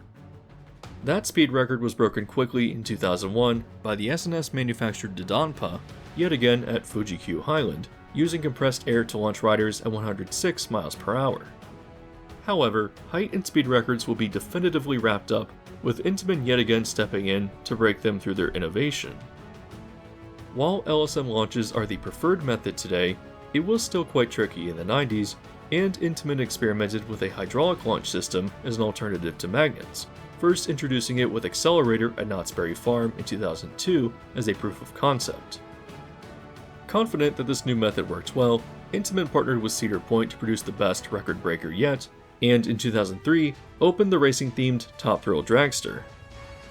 The layout is incredibly simple, launching riders up to 120 miles per hour in 4 seconds, sending them up a record-breaking top hat at a height of 420 feet, where riders actually reached the advertised height, and doing it all in a closed circuit as it looped back to the station.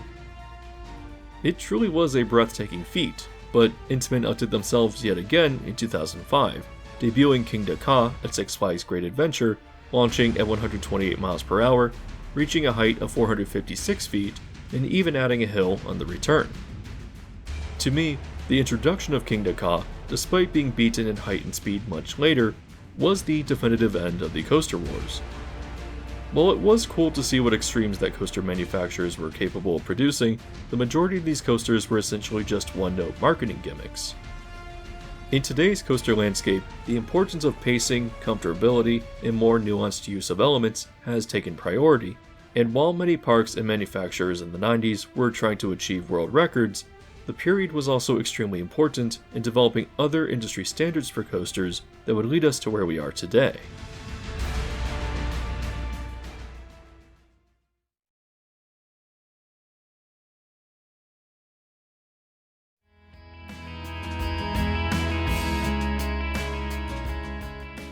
While they mainly competed with Schwarzkopf, Arrow was indisputably the top manufacturer of coasters throughout the 70s, 80s, and into the mid-90s. However, you might have noticed that among all of the world records, Arrow dropped out of the conversation, and really, it's just because they couldn't step out of their antiquated ways. One notable ride that they produced during the Coaster Wars was Desperado for Buffalo Bill's Hotel and Casino in 1994. Located in Primm, a community which is about a 45-minute drive south of Las Vegas that tries to catch people crossing into and out of California from Nevada, the area also contains the Primm Valley Resort and Whiskey Pete's. Still, Buffalo Bill's is the most attractive draw to the area, and Desperado certainly plays a part in that, existing as a massive hypercoaster that just appears out of nowhere in the middle of the desert. Achieving a height of 209 feet and a top speed of 80 miles per hour, it was certainly the tallest coaster in the United States on its debut, and would have broken the world height record if not for Pepsi Mac's Big One only 3 months earlier. Also worth mentioning is that the name Desperado fits in with the Western outlaw theme of Buffalo Bill's, which itself was a fun themed extension of what was happening on the Vegas Strip. It even contained a ride known as the Adventure Canyon Log Flume, which boarded riders inside the building and climbed a lift outside. It then moved through a themed rock structure and plummeted down a hill that went under the track of Desperado. Recovering from the splash, the logs passed a western graveyard and re-entered the building, where it slowly traversed the game floor as riders moved through an interactive shoot-'n' arcade, which was activated with infrared firearms provided to riders as they boarded. It truly was only something that could be produced in the 90s. Back to the topic though, how does Arrow go from producing the largest hypercoaster in the United States at a themed resort to declaring bankruptcy just 7 years later in 2001? Well, despite some spectacular achievements, Arrow lost a lot of business because it was clear that despite height and speed records, their antiquated coaster design just couldn't cut it when compared to other innovations other manufacturers were making. An important development occurred when Z-Force premiered at Six Flags Great America in 1985, which was designed by Gio Vanola, working as a subcontractor for Intamin at the time. Known as the Space Diver model, it was unsuccessful, but was an important coaster milestone because of its new box beam track design, introduced by two Swiss engineers, Walter Bolliger and Claude Mabillard. While the stand-up coaster train had been invented by Togo in 1982 as an interesting but painful novelty that was refit into previous coasters, they would also develop the first full standing coaster from the ground up with King Cobra at Kings Island in 1984. Aero tried to follow in their footsteps by refitting old loopers with stand-up coaster trains starting in 1983, but like Togo, they were wildly uncomfortable and ill-suited to be adapted to previous coaster layouts. Unfortunately, Aero refitted the 1971 River King Runaway Mine Train at Six Flags St. Louis with the stand-up trains in 1984, resulting in one passenger flying out of the restraint in an accident that led to their passing. Still, Intamin was interested in producing their own version of the stand-up coaster, and did so in 1986 with Shockwave at Magic Mountain, not to be confused with the 1988 Aero Mega Looper for Great America that I previously highlighted. Still, Intamin's version was notable for utilizing the box beam track design innovated by Gio Vanola's Swiss duo. However, Bolliger and Mabillard left in 1987 to start their own engineering consulting firm that featured their names, and is now just commonly abbreviated to B&M. However, consulting didn't last for long, and they partnered with Claremont Steel Fabricators to develop their first coaster for the company, which debuted as the stand-up Iron Wolf at Great America in 1990 to great success, notable for its reliability and smoothness. Working again with Six Flags, B&M innovated their version of a suspended coaster, which, while it had been done before, had not been done like this.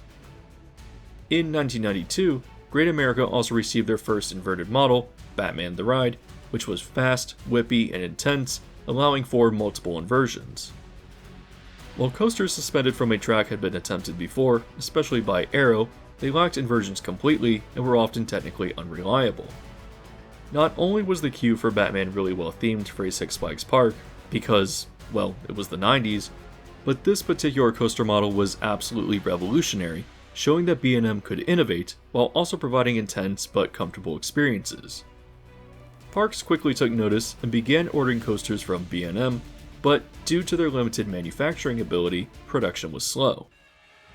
One of the largest blows to Aero came from 1993's Kumba at Busch Gardens Tampa, which was B&M's first attempt at a sit-down looper and is still notable for many of its impressive elements, including the vertical loop around the lift hill and the kinetically pleasing interlocking corkscrews. At the time, Busch Gardens wanted to mirror additions between both their Tampa and Williamsburg parks, and while they wanted a B&M for Williamsburg, B&M was just simply too small for the demand that they were now receiving. Having had a successful relationship with Aero in the past, Williamsburg chose them instead for a mega looper that would try to emulate what B&M was doing with Kumba, and opened it a year before in 1992 as Drachenfire, which was a disaster. It was immediately plagued with complaints of unreasonable roughness and painful, awkward transitions. Aero had to cut many of the elements that would be successfully achieved by Kumba a year later because they just couldn't figure out how to do them, and Drachenfire even emulated B&M's tubular supports, which is the first and only time that Aero attempted to do this.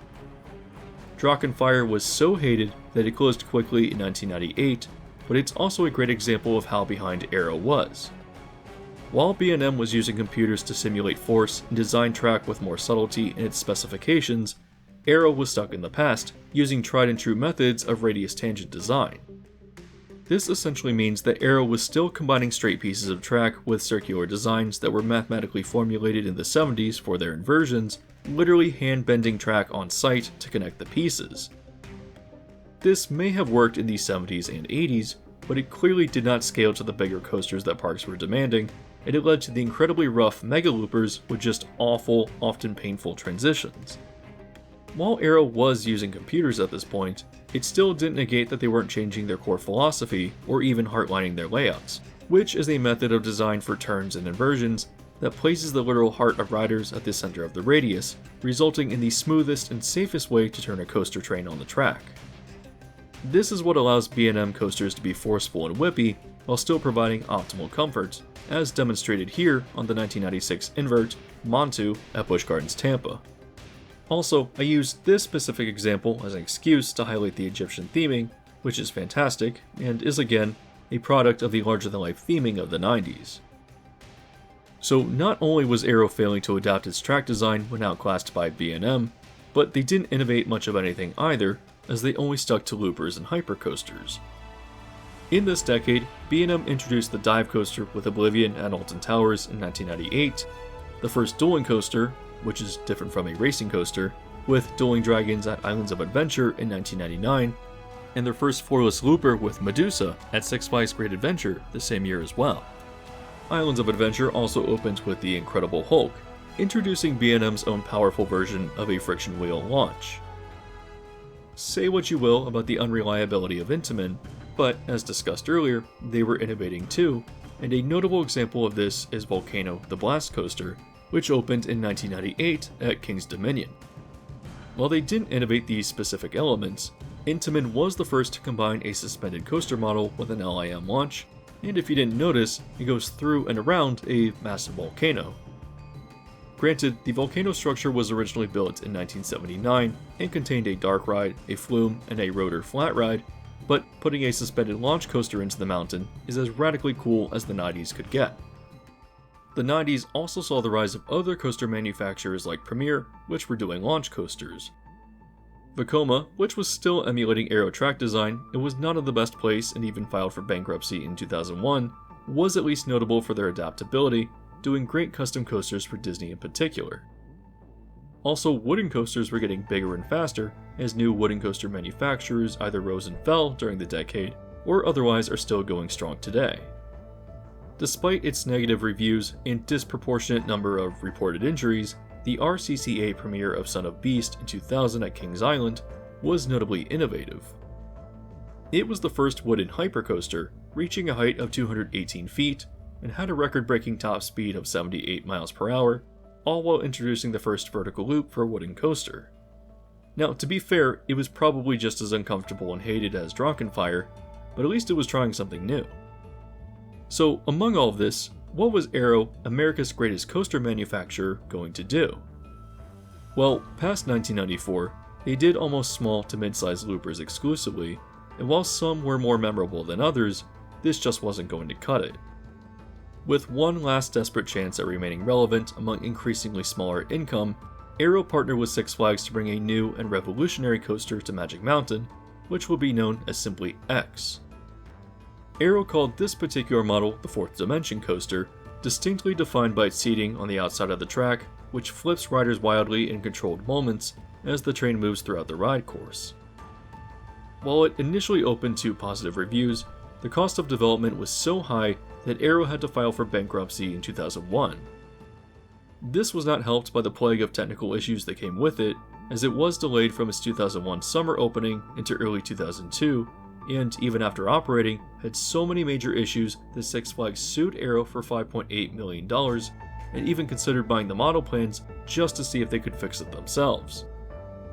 This was the end of America's greatest coaster manufacturer, as SNS purchased Arrow's assets in 2002, essentially hammering the final nail into the coffin. To conclude, I think it's fitting that the coaster wars occurred mostly throughout the 90s, as the desire to pursue extreme height and speed records, while not exclusive to the United States, certainly did pervade amusement park culture here. Weirdly, extreme coasters almost seem to mirror the 90s proclivity for extreme sports, just through the novelty of their tense subversion of tradition.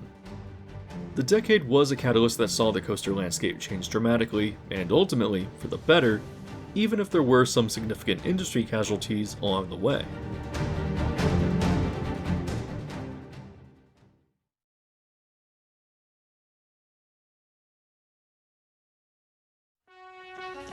My lords and ladies, welcome to Medieval Times Dinner and Tournament in Buena Park. As you feast on a sumptuous four-course dinner, relive the pageantry and excitement of medieval tournament games and live jousting. Cheer the knights to victory as they lock swords in fierce battle.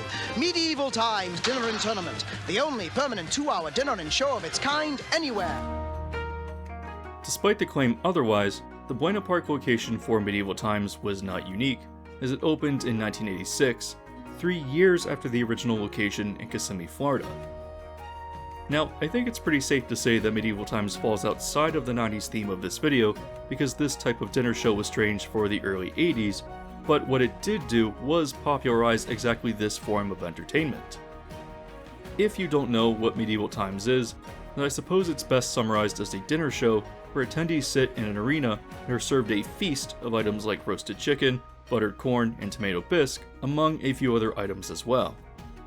The audience is split into different sections designated by color and are assigned a champion knight that they root for throughout the show. The performance itself essentially consists of jousting, sparring with weapons, and other competitive stunts, all tied together with a story, although really that doesn't actually matter, and it changes roughly every 6 years to keep things fresh. Whether that seems entertaining or not, and I do think it's much better in person than it sounds, the show did become immensely popular and expanded greatly into the 90s. In fact, 7 locations opened from 1990 through 2006, with 6 in the United States and 1 in Toronto, which tracks, right? Of course something like this did well in the 90s. With its popularity, it of course spawned a number of copycats, and if you recall from earlier in the video, I talked about how Tournament of Kings at Excalibur was created because an initial deal with Medieval Times fell through. However, an interesting alternative to this is the Pirates Dinner Adventure, which opened just off of International Drive in Orlando, Florida in 1996. In its original iteration, the building was decorated as a faux 1930s movie studio and included a fake studio tour, trying to capitalize off of the popularity of Disney MGM Studios and Universal. The experience began with a pre-show, presenting it as if visitors were going to watch the filming of an upcoming movie called The Pirate King, but through some convoluted backstory, guests find out that it's a 30-year-old unfinished production. It appears that the original director dabbled in some mystical technology that allowed characters to come off screen, resulting in the nefarious Captain Red emerging from the film and roaming the studio, slaughtering the film crew. Production was suspended and the building abandoned, at least until now. However, visitors to the event discover the boarded up set of the film and enter inside, sitting down at the table set up like an arena around the old pirate ship. The 2-hour event then plays out as a pirate-themed stunt show where old film characters are discovered living inside, and with the help of a director, the film is finished as Captain Red is finally defeated. I don't know when it changed, but it seems that at least in the early aughts, the show format had dropped the movie premise. It was more like Medieval Times, where diners were assigned a colored row that would support the pirate who corresponded with that color. Later in 2006, a version of the show premiered in Buena Park, just right outside of Knott's Berry Farm, and replaced a previous dinner show known as Wild Bill's Wild West Dinner Extravaganza, which opened in 1991. While footage of it doesn't seem to survive, there are some tidbits from the Fort Liberty location in Kissimmee that reveals that it was part variety show, part musical review, and opened in 1987, surely as a competitor to Medieval Times. It was also founded by Robert Earl, who is probably more famous for opening the Planet Hollywood restaurants, which I'll get to later in the video. However, in the previous year, he opened King Henry's Feast on International Drive, which while still more of a variety show, was sometimes actually derivative, coming off as Discount Medieval Times. Both of these shows were bought out by a Las Vegas firm, Onstage Entertainment, in 1999, but they closed them just a year later. Weirdly enough, an attraction opened as Buffalo Bill's Wild West show in 1992, alongside Euro Disney in the Festival Disney Shopping District. It wasn't like the Hoop-de-Doo musical review at Fort Wilderness either, but was an actual dinner show full of action, stunts, and did not shy away from derogatory depictions of Native Americans as villains. In 2009, the show was changed to Buffalo Bill's With Mickey and Friends, which is not at all relevant to this video, but wow, that's weird. The show closed permanently in 2020, which is not surprising, but other than the problematic elements, it did actually look wildly entertaining. Returning back to Orlando, another staple of dinner shows in this era was the Arabian Nights, which opened in 1988. The premise of this show was that you, the audience, are attendees for a royal wedding ceremony, which was brought about by a princess whose wish was granted from a genie. The show was notable for showcasing Arabian horses. It would go through a series of dreamlike segments where different horse riding cultures were represented. However, despite being an award-winning show, it did close in 2013 due to a lack of business. Finally, I do think that I need to mention the Dixie Stampede, which was in association with Dolly Parton and opened its first location in Pigeon Forge in 1988. This was then followed by Myrtle Beach in 1992, Branson in 1995, and weirdly, a location in Orlando in 2003, although it only lasted up through 2008. Unfortunately, the show was set on a plantation where soldiers from the American Civil War engaged in a series of friendly competitions that were often done while riding horses, all the while encouraging the crowd to boo the other side of the stadium, which was split into the north and south. Impressive and entertaining? Sure, but while it thrived throughout the 90s, it became increasingly out of place as a harsher lens was applied to Southern revisionist history. It does still survive to this day, but the name was changed to Dolly Parton Stampede in 2018, and the performance adopted a Western stunt show theme more in line with something like Buffalo Bills. So, while many dinner shows and spectaculars have come and gone, these were some of the more prominent enterprises that thrived in the 90s, and I thought it was worth taking a look at them in their own small segment.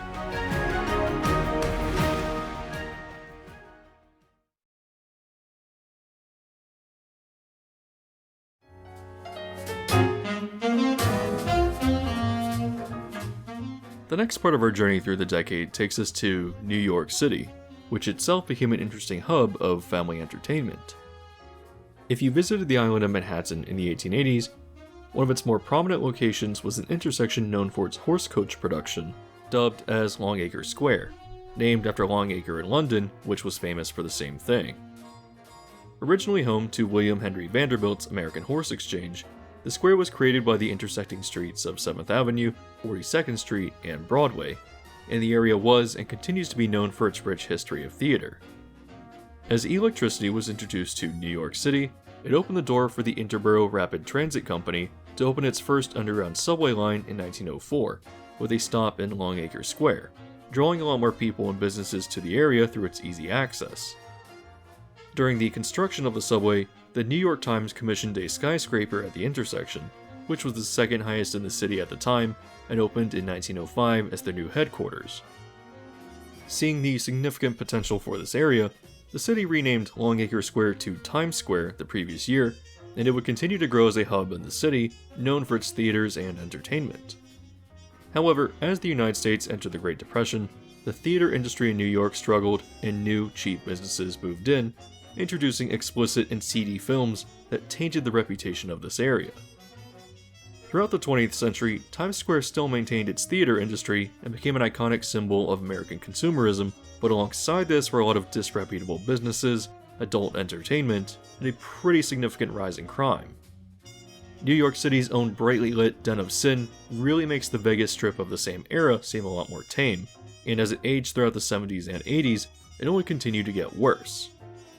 However, since the 80s, an effort was made by the city to clear out Times Square and its main thoroughfare of 42nd Street of its unsavory businesses and patrons. And one of the ways that it planned to do this was by reviving its historic theaters, which had long been used for sleazy entertainment and had fallen into disrepair. One of the forces of change was the new 42nd Street, a non-profit organization that was created to revive the area, both economically and culturally. One of the key players in the organization was chairwoman Marion Heiskell, a member of the family that owned and operated the New York Times, where she served as director of the paper from 1963 through 1997. Another important member was Robert Stern, a New York City architect who was famous for designing quite the number of buildings in the city, as well as designing projects for Disney, such as the Yacht Club, the Beach Club, the Boardwalk, and even played a large part in the development of Celebration. He also served as a member of the board for Disney from 1992 through 2003, and along with Heiskell, who was a family friend of Michael Eisner, they were able to influence Disney into restoring the dilapidated New Amsterdam Theater for $8 million. Why? Well, as Disney animation limped on throughout the late 60s, the 70s, and into the 80s, it was revived when 1989's The Little Mermaid. What made this film different was the involvement of Howard Ashman and Alan Menken, notable writers for the 1982 musical Little Shop of Horrors. What they helped to do was develop the script in the format of a Broadway-style musical, and with clearly positive financial and critical reception, The Little Mermaid launched what is often called the Disney Renaissance, the slate of films released by the studio up through Tarzan in 1999. Their next major hit was Beauty and the Beast in 1991, and following the format of a musical as well, Disney developed the idea of actually adapting it into a live production, which they successfully did in 1994, premiering it at the Palace Theater on Broadway. However, the plans for the new Amsterdam Theater were finalized in 1995, and Disney began work to quickly restore it, signing a 49-year lease and premiering their first production, an adaptation of The Lion King, in 1997. While Disney was not the first to work with New York City on acquiring a theater, they were certainly the most important catalyst in helping 42nd Street to become more family-friendly. As part of the agreement, Disney pressured the city to sign another deal with developer Bruce Ratner to build a complex that included a Madame Tussauds Wax Museum, as well as a 25-screen AMC movie theater, understanding that new developments appealing to tourists would help drive out the more unsavory businesses. From here, Times Square evolved into the beacon of American consumerism that it is today, with a mandate requiring buildings to have massive, flashy billboards that lit the area at night, and it introduced many businesses and restaurants that were familiar suburban comforts, but expanded on in the city to be more exciting. For example, 1995 saw the introduction of the Virgin Megastore, which was a larger-than-life consumer chain from the UK that specialized in selling music CDs. Right next door to their new theater, Disney also opened what was described as their flagship Disney Store location in 1996, a label that was often applied to the sizable themed stores that opened in Times Square. While not the first Disney Store location, it was certainly the largest and contained 2 floors of retail. In 2002, Hershey's Chocolate World opened, also known as their flagship store as well. Hershey's Chocolate World was based off of the original right outside of Hershey Park in Pennsylvania, which you might recall I've discussed in a video before, notable for its chocolate tour ride inside. Like the original, the Times Square location embraced a factory theme, decorated with large props of Hershey products. Right across the street, the M&M store opened in 2006, which is just right outside of the time frame of the video, but I think it does fit the spirit of how Times Square was developing. Another notable flagship retail store was Toys R Us, which opened in 2001 with 4 separate floors. The store was notable for its many themed displays for prominent brands of toys, the most impressive of which included an animatronic Tyrannosaurus Rex for Jurassic Park. Also notable and iconic for the location was the Ferris wheel inside, a fun addition that contained individually themed cars featuring famous toy lines or movie characters. Times Square and the surrounding area was notable for introducing themed restaurants as well, which brings us briefly back to themed McDonald's. The actual Times Square location was a large building with 2 floors, decorated to celebrate New York City itself. It contained Broadway lights, and the walls were painted with scenes that showcased the iconography of the city. It does appear at one point that up on the 2nd floor, there was a model of New York, which was made up of famous buildings and other landmarks such as the Brooklyn Bridge, the Statue of Liberty, the globe from the 1964 World's Fair, and the cyclone from Coney Island, among many others. Of course, this particular location had a great view looking out into Times Square itself and opened in 1998. However, another location opened on 42nd Street in 2003, which, while not as interesting, was more themed to Broadway with its massive marquee sign out front. Inside, while I wouldn't really call it themed, the multi-floor building was decorated with a lot of brickwork, which I believe was intended to evoke the idea that it was an old theater building, which makes sense in the theater district.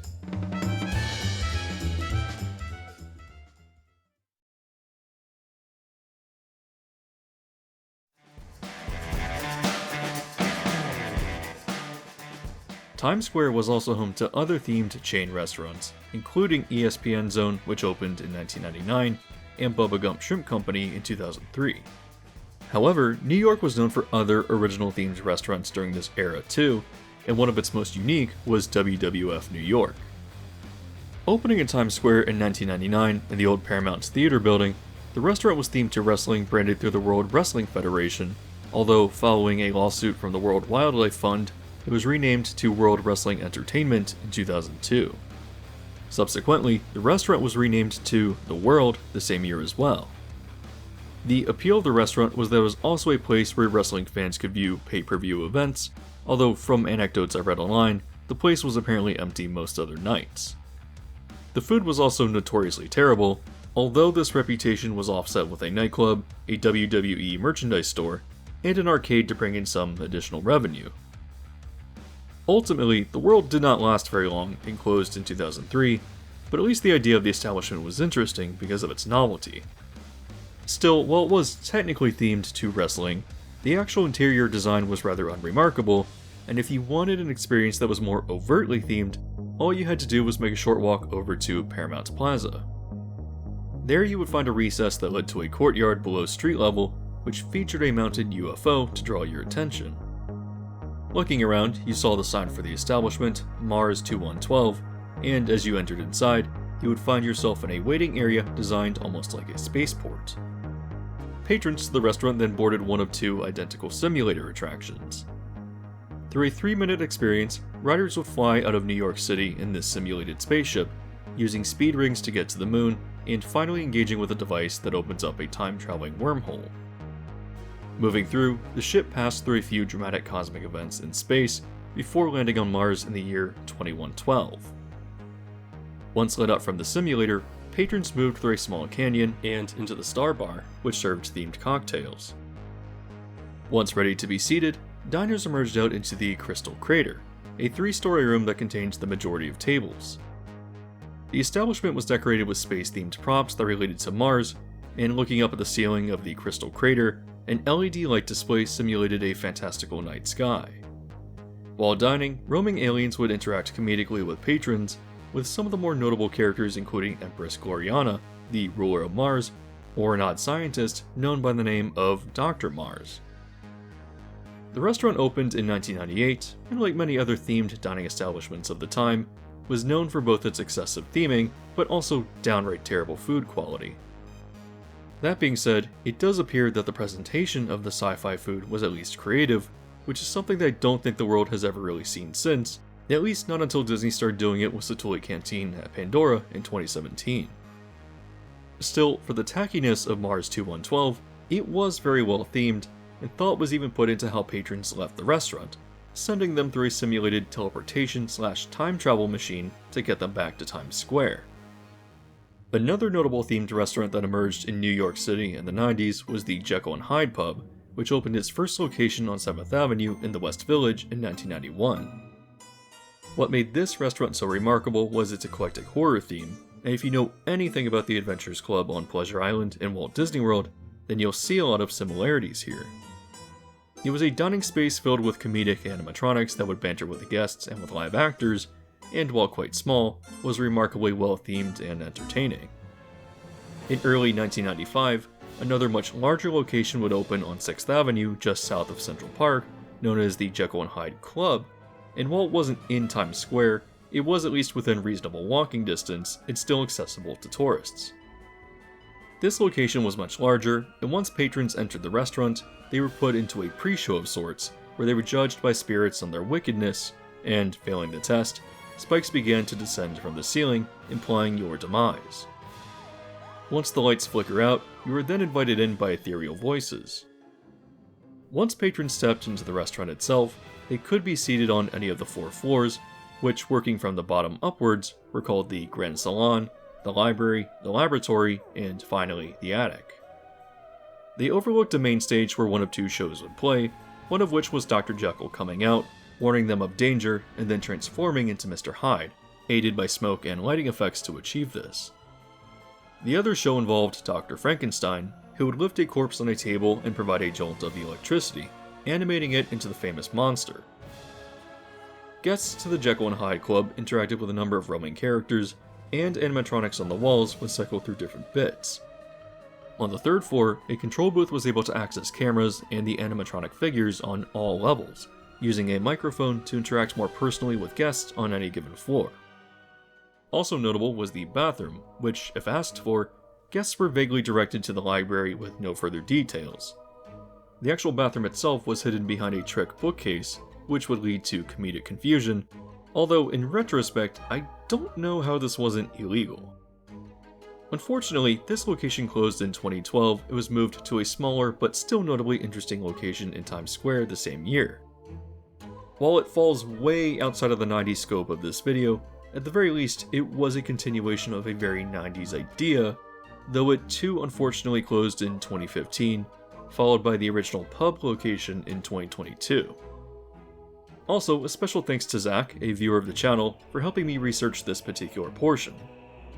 I would also like to shout out Doors of Divergence, who he is in association with, which is an entertainment company that specializes in immersive narrative escape rooms.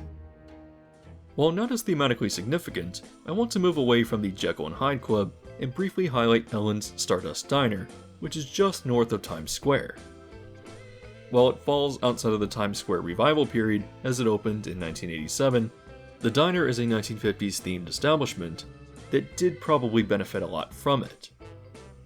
Known for its singing waitstaff, Stardust Diner also contains products and artifacts from the 1950s, and while not the most interesting location to me, is at least worth a quick mention. Finally, finishing out this segment on themed New York restaurants, another outlier I wanted to highlight is Ninja.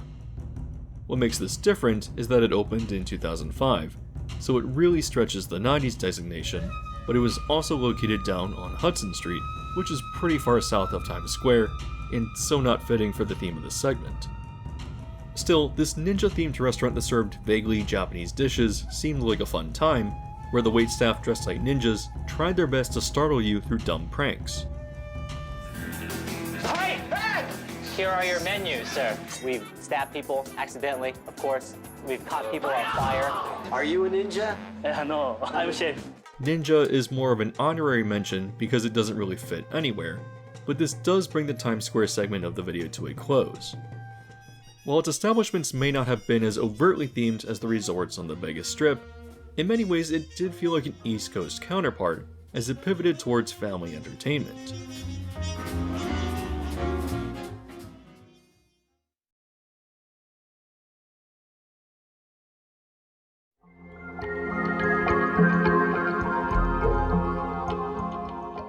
Since we just spoke about Mars 2112, I think it's also worth mentioning that a second location opened in Woodfield Mall, which is located just right outside of Chicago, and is the largest mall in the state.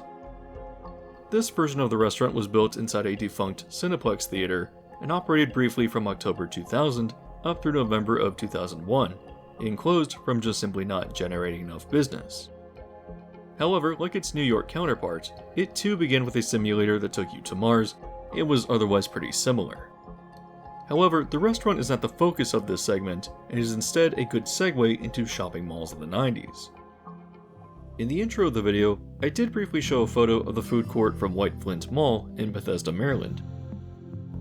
Aesthetically, it's notable for its postmodern neon design that either came about in the late 80s or early to mid 90s, and photos of this location are often shared around online because it just captures the essence of the decade in such a nostalgic way.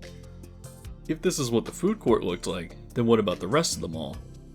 Well, it opened in 1977, and the design very much reflects that. There were certainly updates, but the core design philosophy of the mall was stuck in the 70s, which isn't really bad, but the food court evokes an idealized 90s that never really was. So what does an actual 90s mall look like? Well, in 1995, Seminole Town Center opened in Sanford, Florida, which is located just north of Orlando. Driving up to it, one of the first elements you'll notice is the abandoned Macy's building, adorned with sculpted palm structures that contrast with the pastel pink decorating the building. Once you enter inside, the main concourse is notable for its pastel green tile floor design, as well as false shutters up above, contrasting with pink and white neon lights and indicating a very 90s interpretation of a vague Florida or tropical theme. Reaching the center of the mall, a hanging sign advertising the food court is designed specifically with a Memphis aesthetic, and if you actually walk over to the food court itself, it's rather standard, except for the lightly themed husk of a pub in the middle, designed to be a pirate ship. Finally, while not much signage manages to still exist, you can still find a few examples throughout, again adapting a charming version of the Memphis aesthetic to nostalgic effect. While there are many design choices and touches here that are very 90s in nature, the mall isn't really that remarkable in any other way. Part of what makes the 90s so nostalgic and appealing is its consumer culture, and looking back, the idea of the neon-soaked shopping mall as this center of community and consumerism seems very appealing. The reality though is that while we like to imagine these places as enchanting postmodern spaces, a lot of the remnants we see were really just decorative accents that occasionally made an appearance. This isn't to say that there weren't any malls that weren't just screaming 90s aesthetics though. When I asked for suggestions for 90s content on my community tab, a viewer who goes by the name of Bobby suggested I look into the Mills Corporation. While many of their malls from the early 90s are otherwise unremarkable, many of the locations that they either built or acquired in the late 90s to early 2000s definitely have a unique, period-appropriate aesthetic. For example, St. Louis Mills, which opened in 2003, has a very distinct postmodern Y2K aesthetic throughout its concourses that is just absolutely fascinating. At the time of writing this, the mall is still open, though most of its stores are closed, so at the very least, this relic of the past is still around for the time being for anyone to experience. Another interesting Mills location is the Forest Fair Mall in Cincinnati, which originally opened in 1988 and came from a mall developer known as Omega. In its original iteration, Forest Fair had a uniquely notable and colorful aesthetic of the era and even contained a few rides inside. However, after Mills acquired the mall in 2003, it was completely renovated into another notably colorful Y2K design, which is also just enchanting to behold. While many different areas of the mall are very visually distinct, there's something about the different shades of brown in the flooring and how they contrast with the shades of blue along the walls that feel like they distinctly define the aesthetics of the early aughts. Mills seemed to know the importance of keeping the rides in the center of the mall intact as well, which did seem to be a staple of many malls in this era too. However, while some malls had rides on a smaller scale, other malls were essentially ambitious indoor amusement parks.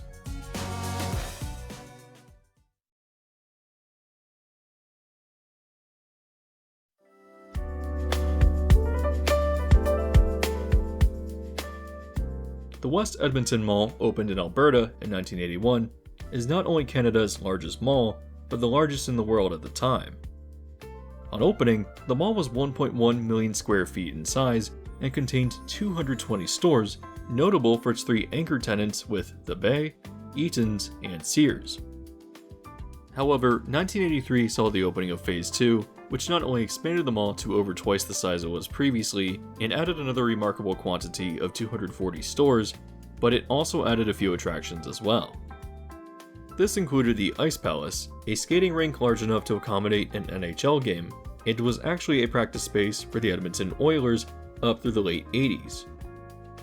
More notable, however, at least to the theme of this video, was the addition of a large indoor amusement park known as Fantasyland. When it opened, the park itself was pretty standard for something aimed towards younger children, offering a small number of flat and tracked rides that weren't too intense. However, the mall quickly moved into a Phase 3, where in 1985, Fantasyland saw many additions, some of which were notably thrilling. This included Drop of Doom, an Intamin-produced freefall tracked ride, as well as Mindbender, which was the largest indoor coaster in the world at the time. Manufactured by Schwarzkopf, Mindbender was notably intense for what would be perceived as a small coaster by today's standards. It was a major draw to Fantasyland. That is, until an accident in 1986, where the fourth car on one of the trains derailed as it was moving through the ride course, leading to the passing of 3 riders and major life-altering injuries to a fourth. It was ultimately deemed that Fantasyland was responsible for negligent training on how to perform proper maintenance on the attraction, and with headlines stating that a roller coaster had derailed in Fantasyland, Disney sued the park to change its name, which, after a long battle, they eventually succeeded in doing, and in 1995, the park was renamed to Galaxyland. Still, despite the horrible accident, Mindbender reopened in 1987 with new trains, and even with such a dangerous reputation, it still managed to continue on as a major reason to visit. In addition to its new rides in Fantasyland, 1985 also saw the introduction of the World Water Park, notable then for not just being indoors, but also for having the world's largest wave pool. In addition, many aquariums were added nearby, as well as a giant lagoon with a replica of Christopher Columbus's largest ship, the Santa Maria, circled by a submarine ride called the Deep Sea Adventure, which allowed visitors to view up to 200 different species of fish, and looked quite conceptually similar to what was in Disneyland and in the Magic Kingdom. Next to the lagoon was a large pool, where trainers would interact with and put on shows with bottlenose dolphins, which lasted in the mall up through 2004. Phase 3 also saw the addition of the world's largest indoor mini golf course, as well as new themed shopping and dining areas. Europa Boulevard was a bright, charming Parisian-themed concourse that sat under a massive skylight, and in contrast, Bourbon Street was dark and enclosed, themed to the New Orleans French Quarter. In its first decade, the mall also saw many other additions to its concourses, which included elaborate fountain displays, statues, a kinetic sculpture, and even aviaries featuring birds like peacocks and parrots. Finally, in 1986, the last major expansion for the mall came with the Fantasyland Hotel, which opened with 354 rooms, 120 of which were notably decorated to represent a number of different eclectic themes, ranging from Hollywood to ancient Rome, to tropical Polynesia, to Victorian coaches, to the sands and palaces of Arabia, to a room themed to a pickup truck, and a room themed to a Canadian railway car, just to name a few. While the mall really came into its own in 1985 as an ultra-themed experience, its plans really do predate the era I want to focus on, and so I can't say that it's much of a 90s product. Still, like Medieval Times, which remember opened its first location in 1983, it not only thrived throughout the 90s, but was also a major influential force of the early 80s that then solidified this particular form of entertainment, in this case destination malls full of attractions, as something that went on to thrive throughout the 90s. You got to see it to believe it. Who told you you can't have it all? You'll have a ball. There's a place for fun in your life, Mall of America. There's a place for fun in your life, Mall of America. In 1992, its most notable counterpart opened in Bloomington, Minnesota as the Mall of America, which was constructed by the owners of the West Edmonton Mall, the Ghermezian brothers. While smaller than West Edmonton, the Mall of America was by far the largest mall in the United States and featured 4 lightly themed concourses that contained its roughly 400 stores. The North Gardens tried to feel like a landscaped park, East Broadway was themed to the street of the same name in New York City, South Avenue is described as a luxury hotel aesthetic, and finally, the West Market was designed to evoke the feeling of a European railway station through its decorative ironwork. When it opened, the mall was known for its eclectic collection of colorful retail and included a notable Lego playground for the Lego store. Featuring many dining locations, the mall was also notable for themed restaurant chains like Planet Hollywood or the Rainforest Cafe, which I've continued mentioning throughout the video, but will have their own segment later. In terms of activities or entertainment outside of retail, the mall contained a 1.3 million gallon aquarium that opened as Underwater World in 1996, as well as a mini golf course known as Golf Mountain. The mall's first decade also saw venues such as a comedy club known as Knuckleheads, a small selection of night or dance clubs, and notably, even a small wedding chapel. However, the most notable entertainment venture in the mall was at its center with Knott's Camp Snoopy, which was designed and run by Knott's Berry Farm, although it was still owned by the mall. Knott's first licensed the Peanuts characters for Camp Snoopy in 1983 and brought the theme to the park here, which was not only a matter of trying to appeal to children, but also to Minnesota natives, as the creator of the Peanuts, Charles M. Schulz, was born in Minneapolis. The Peanuts theming mostly found its way into a few flat rides, such as a swing ride known as the Kite-Eating Tree, but the rest were otherwise generically themed, with the Peanuts mostly present either through character meet and greets or the Snoopy figure that sat on top of the bounce house. The park also did open with one family coaster manufactured by Zierer, which was originally known as Pepsi Ripsaw.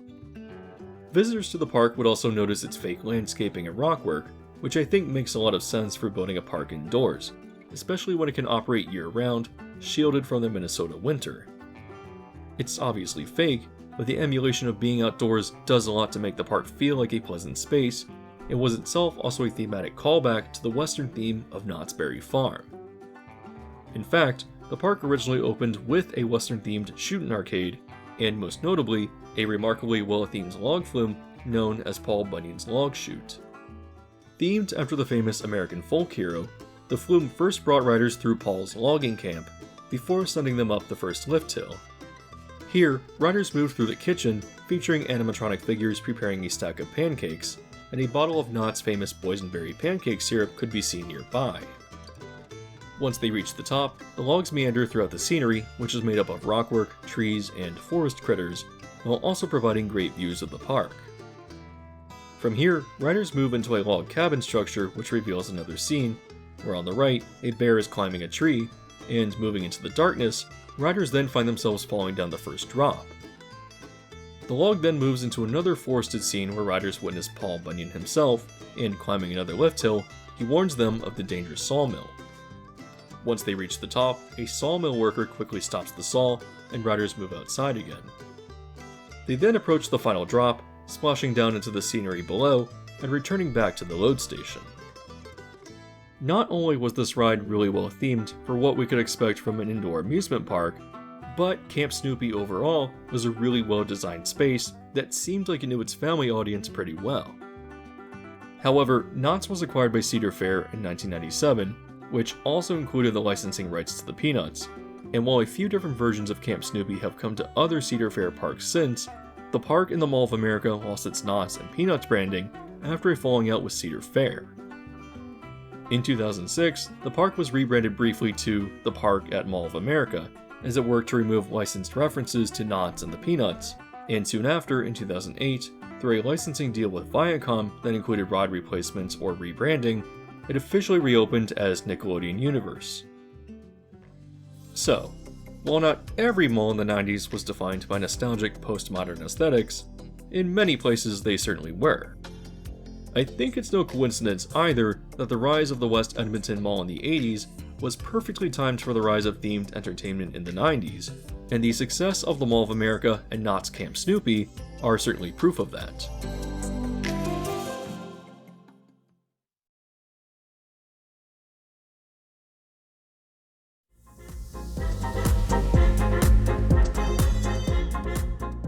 On the topic of themed malls, do you remember the Forum at Caesar's Palace from earlier in the video? Remember the canals of the Venetian, or the Desert Passage at the Aladdin? While they were certainly targeting a different audience than the malls we just spoke about, I did want to briefly bring them back up to reinforce the argument that themed mega malls thrived as products of the 90s. However, another connection I want to make is the popularity of indoor amusement parks with Fantasyland and Knott's Camp Snoopy, and Vegas actually introduced its own version in 1993. Connected to Circus Circus, Grand Slam Canyon was a small 5-acre park enclosed by distinctive pink glass, and if you guessed from the name, was themed to the Grand Canyon, which was really just an excuse to put rockwork in there. On opening, the park only contained a few attractions, including a raft slide, a shoot-the-chutes flume that ran to the top of the mountain, and an aero-produced coaster with 2 loops and 2 corkscrews, known as Canyon Blaster.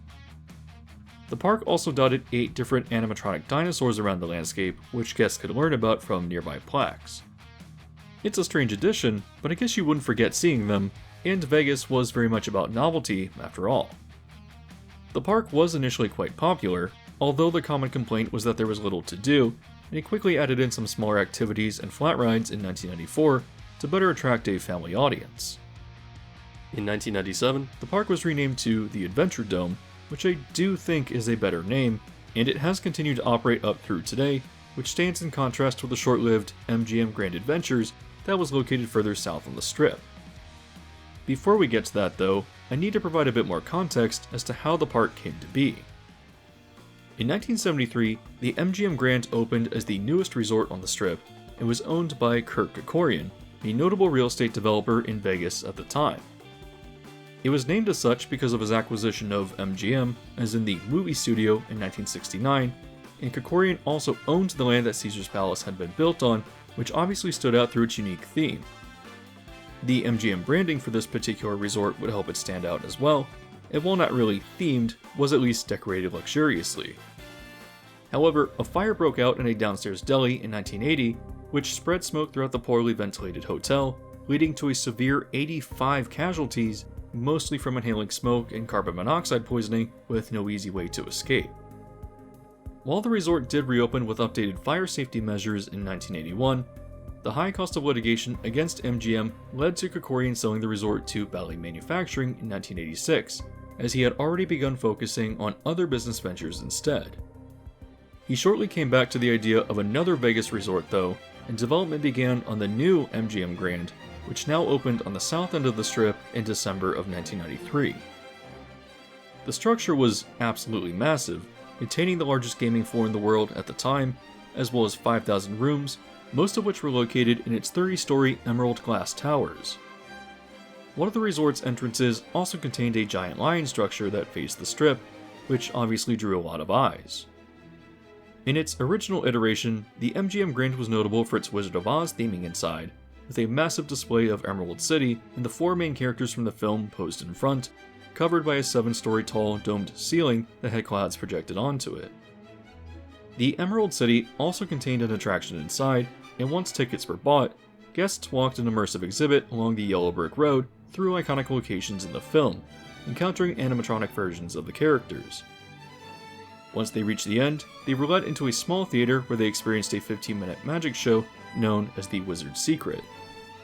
Unfortunately, the resort renovated quickly in 1996, ripping out the show in favor of more slot machines, and the hotel went through a 2-year process of removing all of the theming, which all resulted in substantially better revenue, to my disappointment.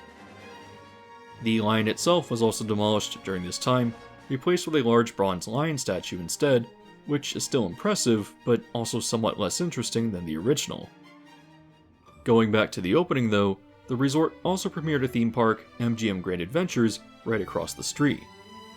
Themed to a faux movie studio, the park itself was tiny, taking up 33 acres, and you might be wondering, wait, how were they able to build this when Disney MGM Studios was already licensing the MGM name and films in their park? Initially, when the licensing deal was made in 1985, Disney was granted the right to use the MGM name and represent specific films for a relatively small, one-time fee, unbeknownst to Krikorian. When he did finally find out the year the park opened in 1989, he was reportedly furious with his executives and sued Disney on the grounds that they didn't disclose that the park would be a working studio and didn't want the MGM brand attached to production that wasn't their own. Disney then countersued, alleging that the Vegas park violated Disney's exclusive right to license the name, and that another park not run by Disney would harm their reputation, especially as it was seen as an extension of the casino. Ultimately, a judge ruled that both parties were allowed to use the name, although MGM could only use a stylized version of their logo, and their park couldn't be based around movies, which is why it ended up being so weird. When it opened, the entrance was themed as the Casablanca Plaza, which then led directly into New York Street. From there, parkgoers could spread out and experience the other themed lands which existed in a loop, and going clockwise, they were known as Old England Street, New Orleans Street, Tumbleweed Gulch, Salem Waterfront, French Street, and Asian Village. The park also opened with a handful of theater shows, but only 7 rides. This included Parisian Taxis, a simple but themed bumper car ride on Paris Street, Lightning Bolt, an indoor coaster on New York Street that took riders through space, and the Haunted Mine, which seemed to be some sort of dark ride akin to a ghost train located on the Salem waterfront. Tumbleweed Gulch contained a log flume called Over the Edge, which was lightly themed to a sawmill, yet its other water companion, the Grand Canyon Rapids, which was located on New Orleans Street for whatever reason, was actually really well themed, taking riders through many different buildings full of animatronics and various effects. Finally, Asian Village contained the entrance to some sort of tracked simulator hybrid known as Deep Earth Exploration, as well as the Backlot River Tour, which I would describe as the star attraction of the park. Riders would first board boats as they took a guided tour of this fake water set, first stopping in a swamp scene where a goofy knockoff of Universal's Gillman would pop out of the water. The tour then moved on to a scale model of the Battle of Fort Sumter, the beginning of the American Civil War. Passing a few more movie props, the boat enters the Temple of Gloom, where some sort of statue of a vaguely South Pacific god is awakened, resulting in a volcanic eruption, which was really nothing more than water jets lit with red light. Emerging out, riders travel through the final scene known as Jungle Storm, themed as a set from the Vietnam War. From behind a rock facade, a helicopter hovers into view as a soldier shoots at a shack from a mounted turret. Meanwhile, Richard Wagner's Ride of the Valkyries blares from nearby speakers, trying to evoke the scene from Apocalypse Now. Before returning to the station, the boat travels past one last small scene where the guide points out Patrick, one of the technicians responsible for the behind-the-scenes movie magic, although he is of course an animatronic himself. Returning to the park as a whole, you can certainly tell that MGM Grand Adventures was obligatory from the start, as Disney's countersuit destroyed any IP appeal that the park might have potentially leveraged. The movies and the River Tour were knockoffs dressed as parody, and even the park's lion mascot was known as King Louie, who was a weird knockoff of MGM's owned iconic Leo the Lion, which they seemingly couldn't use.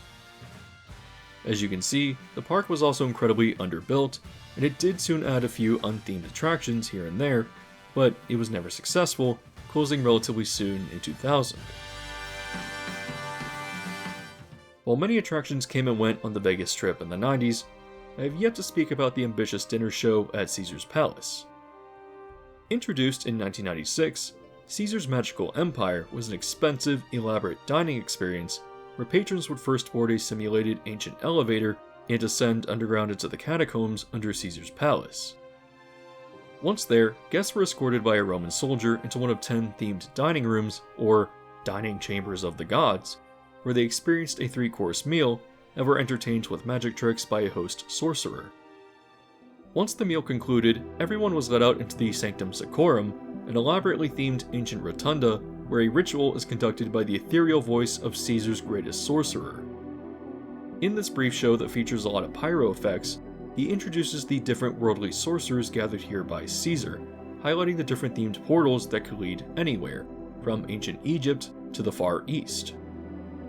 At its conclusion, guests then wandered into the different theaters over the course of the next 2 hours, experiencing different themed magic shows throughout. Finally wrapping up attractions of 90s Vegas though, I want to quickly head north to the Las Vegas Hilton, which opened the immersive Star Trek The Experience in 1998.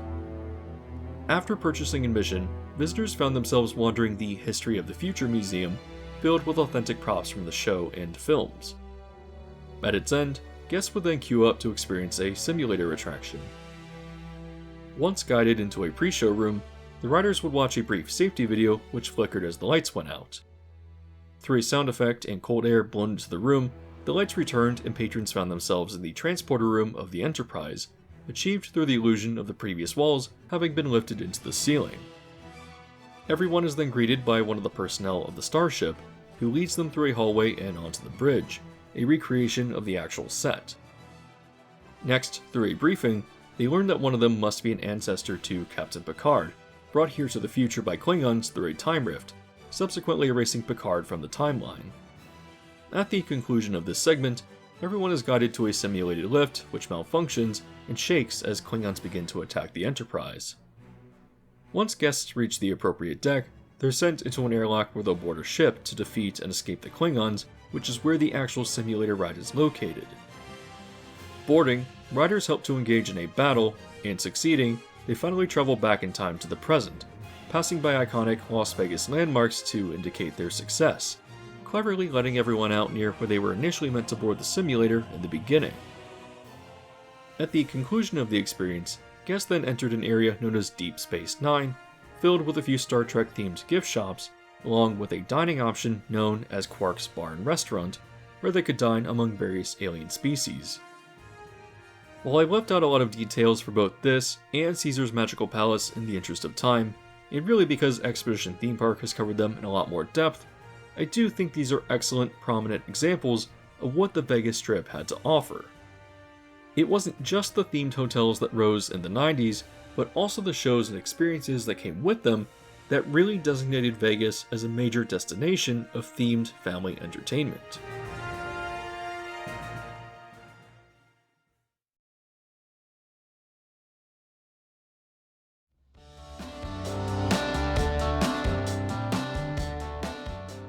You might not suspect it today, but for as big and influential as the Hard Rock Cafe has been, it actually has a much more humble origin.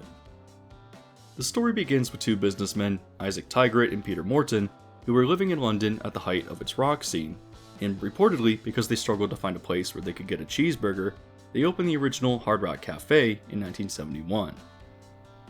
Essentially, an American diner themed as a tribute to British rock bands, it actually opened with a performance from Paul McCartney and Wings.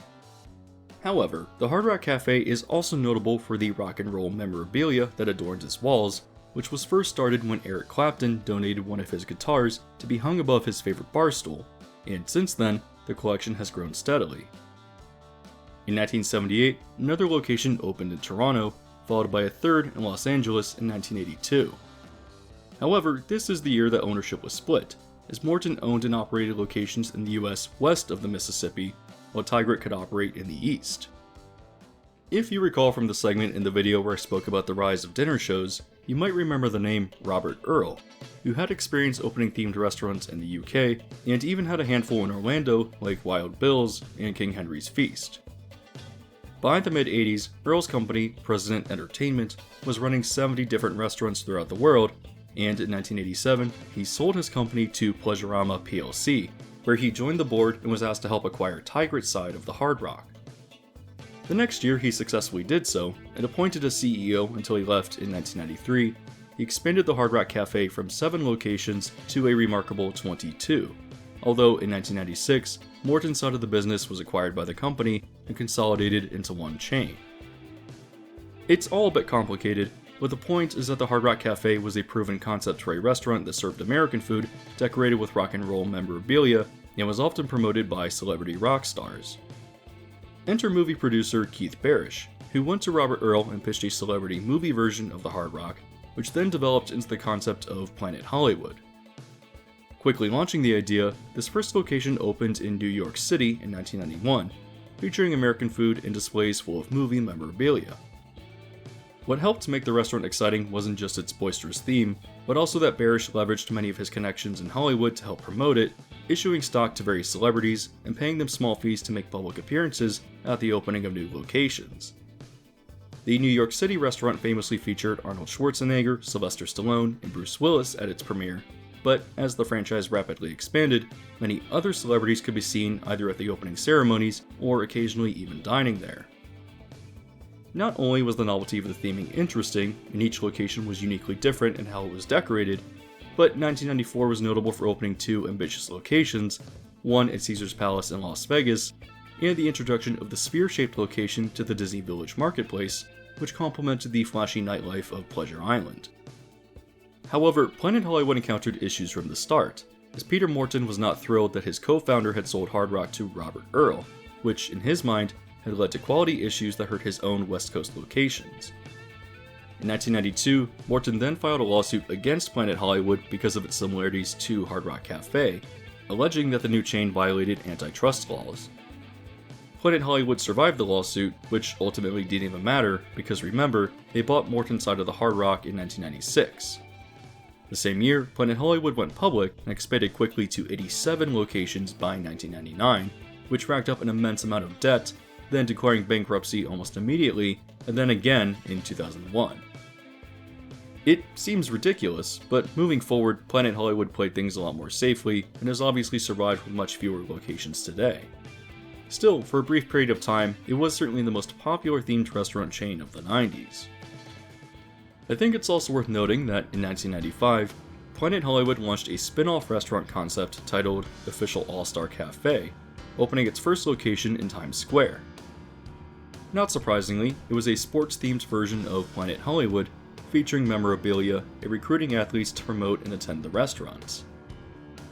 It was certainly smaller than Planet Hollywood, only ever opening 10 locations, and as Planet Hollywood declared bankruptcy, they attempted to sell Official All-Star Cafe, but failed to do so, at least with the exception of Disney purchasing a location that had opened at the Wide World of Sports in 1997. It does seem odd that Disney had one of these on property, considering that Disney had worked with Capital Cities ABC to conceptualize an ESPN experience for Pleasure Island. However, the project ultimately manifested in 1996, the same year that Disney purchased Capital Cities ABC, with a sports-themed restaurant at the boardwalk known as ESPN Grill. The concept was similar with sports memorabilia up on the walls, though there did seem to be a bigger focus on putting TVs just absolutely everywhere, so that you could watch whatever game was currently happening. On a seemingly unrelated note, back in 1985, a project known as the Six Flags Power Plant was introduced to the long-defunct Pratt Street Power Plant in Baltimore, Maryland. While short-lived, as it closed in 1989, it was a series of walkthrough exhibits in theaters tied together with a steampunk theme, something obviously very unusual for Six Flags. However, as this project failed to revitalize the power plant, it ultimately was reused for restaurants and retail, and in 1998, Disney opened its first officially announced ESPN zone here, which was similar to ESPN Grill, but introduced activities like bowling and sport-themed arcade games, changing the name to indicate that it was more than just a restaurant. ESPN Grill at the Boardwalk was rebranded to ESPN Club a year earlier, but it lacked the sports arcade element that made its way into the other restaurants. ESPN Zone never had many locations, perhaps less than a dozen, but it was still found in notable areas like Times Square or downtown Disney at Disneyland Resort, which, if I may note, had this odd but intriguing kinetic effect where the models of the athletes on the exterior would swivel their heads. Continuing the topic of sports restaurants, I also want to introduce the NASCAR Cafe, which opened its first location in Myrtle Beach, South Carolina in 1997. Naturally, it was themed to NASCAR, and like the other sport restaurant concepts, featured sports memorabilia inside. I can't determine how many locations there were, although there definitely seemed to be one in both Pigeon Forge and Nashville, as well as a location at Universal City Walk in Florida, which had been renamed to the NASCAR Sports Grill. However, its most notable location was located at the Sahara on the Vegas Strip, which opened in 2000 and was accompanied by a launched shuttle coaster manufactured by Premier. Known as Speed the Ride, it looked to be fast, smooth, and decently intense for a small coaster along the strip, sending riders both backwards and forwards through a vertical loop and achieving a top speed of 70 miles per hour. So, circling back to the beginning, while the Hard Rock Cafe was a product of the 70s, it very much expanded as a staple of tourist markets in the 90s under Robert Earl's leadership, becoming the blueprint for other themed restaurants that exploded in popularity with Hollywood and sports. So, what was next?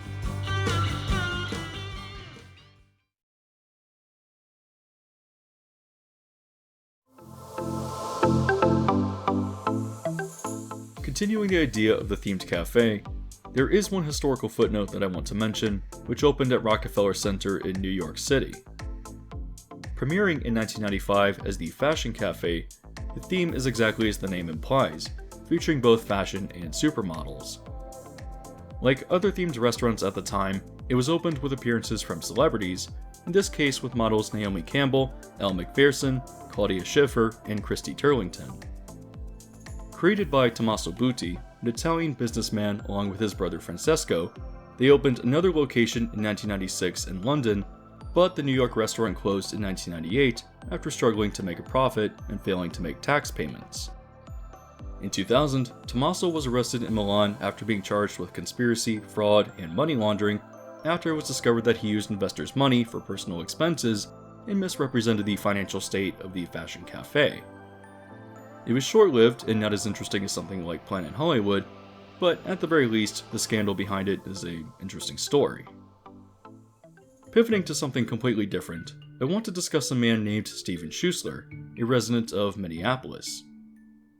In the early 90s, his power company noted his unusual $2,000 power bill, and concerned that he was growing illegal substances inside his home, escalated this information to the DEA.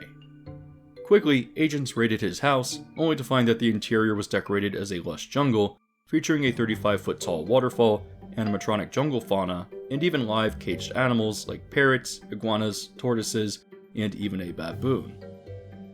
The agents soon discovered that his power bill was so high due to all of the lighting, water pumps, fog machines, and speakers that created the ambiance of the jungle. As an eccentric nightclub owner, Schuessler was developing a crazy new idea, a rainforest restaurant, but only knew how to pitch it by creating it inside his house. Insane perhaps, but he did manage to catch the attention of another Minneapolis native and casino mogul, Lyle Berman, who helped Schuessler financially develop his first restaurant as the Rainforest Cafe, wisely choosing its first location in the Mall of America, opening in 1994. I don't think that the Rainforest Cafe needs much of an introduction, as the premise is pretty straightforward, allowing people to dine in a noisy rainforest full of animatronic animals. Every 22 minutes, the lights darken and the sounds of rain and thunder play loudly over the speakers as strobes simulate lightning, an event that perhaps happens a little too often and can make ordering a hassle. Most locations also include some aquariums, as well as a gift shop full of animatronic creatures and a character known as Tracy Tree that provides facts about the rainforest for people passing by. Some locations are notable for their exteriors, such as the one that opened in 1996 in the Disney Village Marketplace, which was designed to have a giant volcano that would erupt with pyro effects to coincide with the thunderstorm that occurred in the interior. A similar location opened in 2003 in Galveston, Texas, although what helps this one stand out as unique is that it contains a river rapids ride inside, known as the River Adventure. It probably won't get you wet, but it does take you through a series of jungle scenes, which is wildly unique. Other Rainforest Cafe locations were also notable for their jungle temple exteriors, like the 2001 addition to Disneyland's Downtown Disney. I didn't just want to mention it because of its cool exterior, but also because it closed in 2018 to be demolished, only to be turned into a Star Wars store themed as a jungle resistance base, which I can't decide between whether this is stupid or really clever. In 2000, Rainforest Cafe was bought by Landry's, which also owns a number of other remarkable themed chain restaurants as well. Acquired by Landry's in 1994, Joe's Crab Shack opened its first location in Houston in 1991. Notable for its eclectic nautical theming, the menu obviously featured crab and a lot of other seafood, and diners were often coerced by staff into dance parties that seemingly began randomly. On the topic of seafood though, another chain acquired by Landry's was Bubba Gump Shrimp Company, themed after the 1994 hit Paramount film, Forrest Gump. Anthony Zalesi, a business executive in the world of restaurants and food distribution, approached Paramount for a licensing partnership after the film's success, then launching a product line of frozen shrimp dishes for grocery stores under the name of Bubba Gump Shrimp Company. Seeing success, he approached Gordon Miles, the chairman of the Rusty Pelican restaurant chain, and pitching his idea of a themed Bubba Gump restaurant, they successfully opened their first location in Monterey, California in 1996. From here, they began opening other locations in California and then expanding into other states as another staple of themed restaurants in the 90s, which still survive under Landry's ownership today, who acquired them in 2010. While obviously based off of the Alabama Fishing Company from the film, I do think that Bubba Gump works as a themed restaurant independent of its IP because its Bayou Shack interior is decorated with eclectic nautical artifacts and Americana. There's definitely a handful of movie references found prominently displayed around the restaurant, and the servers will attempt to get people to participate in trivia from the movie, but I think it is otherwise an interesting themed space, regardless of whether or not you're familiar with the film. Continuing the topic of nautical themed restaurants, I do think that another worthy mention was Steven Spielberg's Dive, a short-lived chain with an interesting submarine theme that was immediately distinguishable from its yellow submarine facade. Partnering with Jeffrey Katzenberg, who at the time was chairman of Walt Disney Studios and helped launch the first half of the Disney Renaissance, they opened the first Dive location in 1994 in Century City, Los Angeles, hoping that this would be the first of dozens of locations across the globe.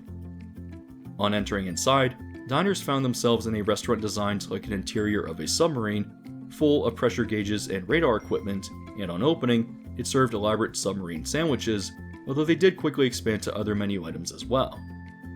The interior also contained kinetic elements, such as an overhead conveyor where submarines and fish would travel along the track, and windows and portholes used screens to make it appear as if you were either looking outside or were down underwater. Another fun element was the periscopes that patrons could look through, either showing outside the restaurant or allowing you to spy on other diners. Every 45 minutes, a diving alarm and strobe lights would cycle as a smoke effect was emitted from the groaning pipes, indicating that the restaurant was in the process of diving. In 1996, another location opened at Fashion Show Mall in Las Vegas with the financial backing of Steve Wynn, who you might recall was responsible for the Mirage, Treasure Island, and the Bellagio. While similar to the original location, this one was slightly more interesting, with a waterfall splashing down from the sub on the exterior, and hidden water jets would occasionally soak unsuspecting pedestrians. The same year, another location opened in Barcelona, Spain, with a similar but smaller version of the outside waterfall over the sub. While Dive was interesting, not just for its theme, but also because of the people involved, it just didn't do very well and closed its locations quickly. It started with Barcelona in 1998, followed the next year by Los Angeles, and finally Las Vegas in what I believe was either 2000 or 2001. So, looking at themed chain restaurants more broadly, they were very present staples of 90s entertainment, and while their rise and subsequent crash came very quickly, the survival of many of these brands today is at least a testament to the interest that they generate.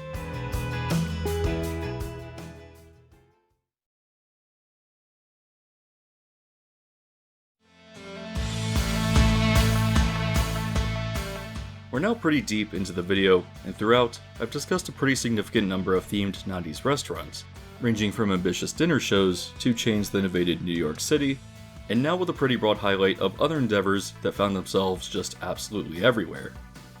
Still, there's plenty of other, smaller themed restaurants that deserve a quick-fire list with interesting or unique concepts. Remember 1999's WWF New York? Well, the same year it opened, the WCW Nitro Grill premiered at the Excalibur, which is definitely a weird pairing. Similar in concept to its WWF competitor, Nitro Grill was somewhat less successful, closing quickly the following year. Still, this wasn't WCW's first attempt at a wrestling restaurant, as 1995 saw the opening of a fast food joint with Hulk Hogan's Pasta Mania in the Mall of America, which hilariously closed the same year that it opened. Onto another topic, a short-lived chain themed around soul music known as the Motown Cafe started in 1995 with a location in New York City. This was then followed in 1997 with a location at the New York Hotel in Vegas, and a third location at Universal City Walk in Orlando in 1999. Another music-themed restaurant opened in Las Vegas in 1996 as the Country Star American Music Grill, which was themed pretty much exactly as you would expect. Going in a completely different direction, another small chain was founded in 1997 in Bismarck, North Dakota, with Space Aliens Grill and Bar. Serving American food, a few locations still exist today, still miraculously surviving as bastions of 90s camp and postmodernism. Also in 1997, a restaurant that reminds me quite a bit of the Rainforest Cafe opened in the Mall of America known as Cafe Odyssey, although it didn't contain any animatronic animals. It was split into three themed sections, the Serengeti, Machu Picchu, and Atlantis, and had also opened a location at the Denver Pavilions, a mall in Colorado in what I believe was 1998. However, the restaurant chain was short-lived and closed sometime between 2001 and 2004, which is the best range of dates that I could narrow down. There are plenty of other small themed restaurants that opened in the 90s, many of which have little to no documentation online, but one last example that I found interesting was Jungle Jim's, a restaurant and bar chain that started in Seattle, but opened its first Florida location in Merritt Island in 1987.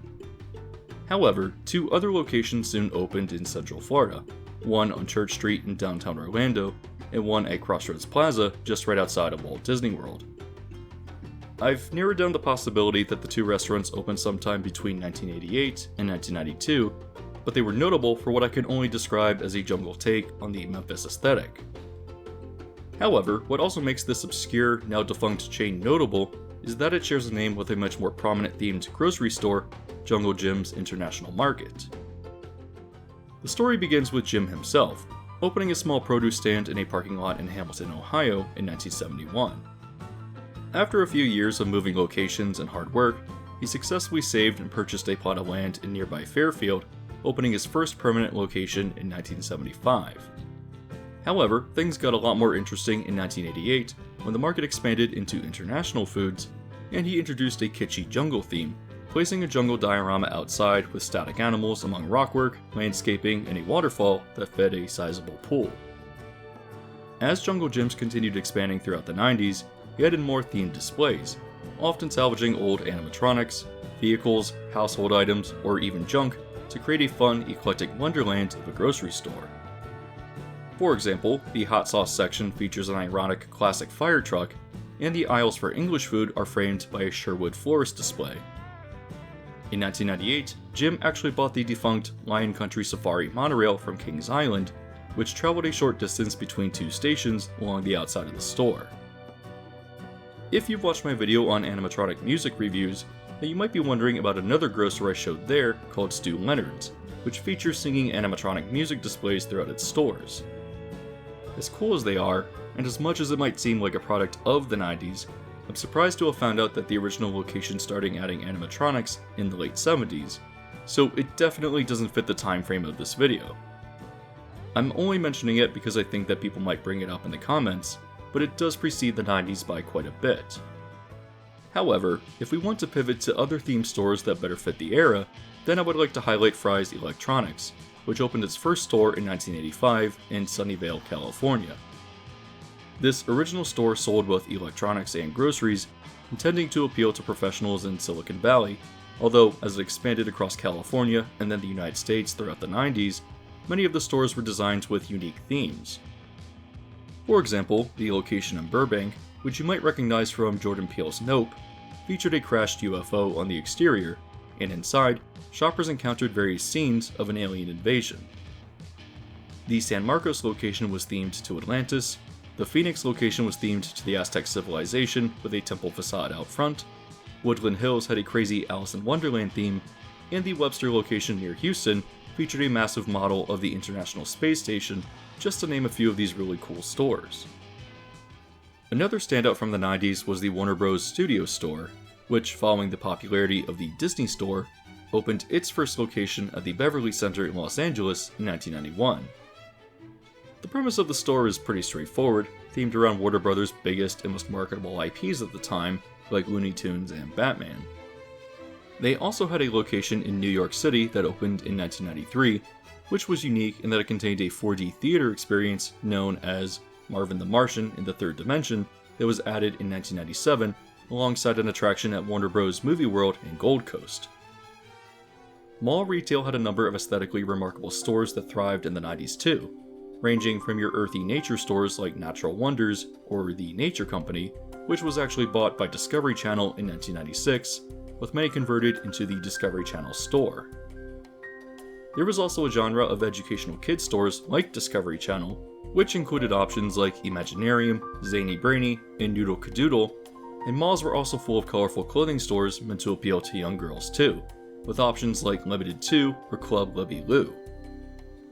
The 90s also saw the rise of indoor play zones and activity centers like Leaps and Bounds, launched by McDonald's in 1991, which itself was competition with Discovery Zone, which opened its first location in 1989. Of course, these indoor play places were trying to capitalize on the popularity of Chuck E. Cheese, which had its own indoor playgrounds in addition to its arcades and animatronic shows. While Chuck E. Cheese and its main competitor, Showbiz Pizza Time, were products of the late 70s and 80s, both chains did merge officially in 1985, and Showbiz Pizza was phased out until all locations became known as Chuck E. Cheese's Pizza by 1994. What followed was an immense amount of popularity for Chuck E. Cheese throughout the 90s and into the mid-2000s, which of course spawned a pretty significant number of competitors and copycats that were located just about everywhere. One example was John's Incredible Pizza Company, which opened its first location in 1997 in Victorville, California. This chain was suggested by a channel viewer, Captain Wolf, who also suggested Boomers, a chain that featured arcades, laser tag, and even small rides, having opened its first location in 1998 in Boca Raton, Florida. Another interesting endeavor was the Metreon, which was developed by Sony and opened in 1999 in San Francisco. Described as an urban entertainment center, it was for its time an experimental complex that featured dining, a movie theater, themed stores, and a miniature golf course themed to the book Where the Wild Things Are, as well as technological showcases of Sony products. This idea was suggested by Vmachia, who also mentioned GameWorks, a joint venture between Sega, Universal, and DreamWorks, which launched its first location in Seattle in 1997. Essentially a giant arcade and entertainment center, GameWorks expanded quickly, though at the time of producing this video, only one, the original location, is still open. While many similar concepts came and went though, I think that one of the standouts was undoubtedly Disney Quest, which was for a short time its own small chain of mega arcades that were intended as family entertainment centers. However, Disney Quest was much more unique and very much a product of the Disney difference, which I think is a good segue into the final segment on Disney.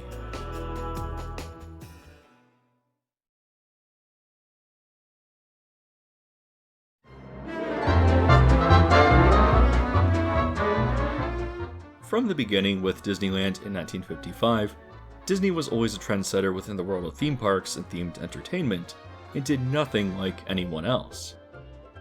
Disneyland proved that amusement parks could instead be highly themed, well-maintained, and family-friendly enterprises. It was not just simply a place to be entertained, but was itself an incredible feat of engineering and artistic expression.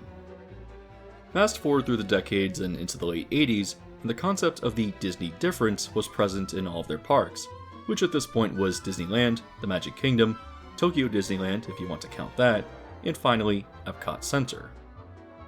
Disney parks were unique in so many different aspects, ranging from the powerful themes of their attractions, to the level of engineering that went into them, to the quality of their entertainment and park staff, known at that point as cast members, referring to the idea that park guests were visiting a well-manicured, highly controlled experience akin to stepping into a film.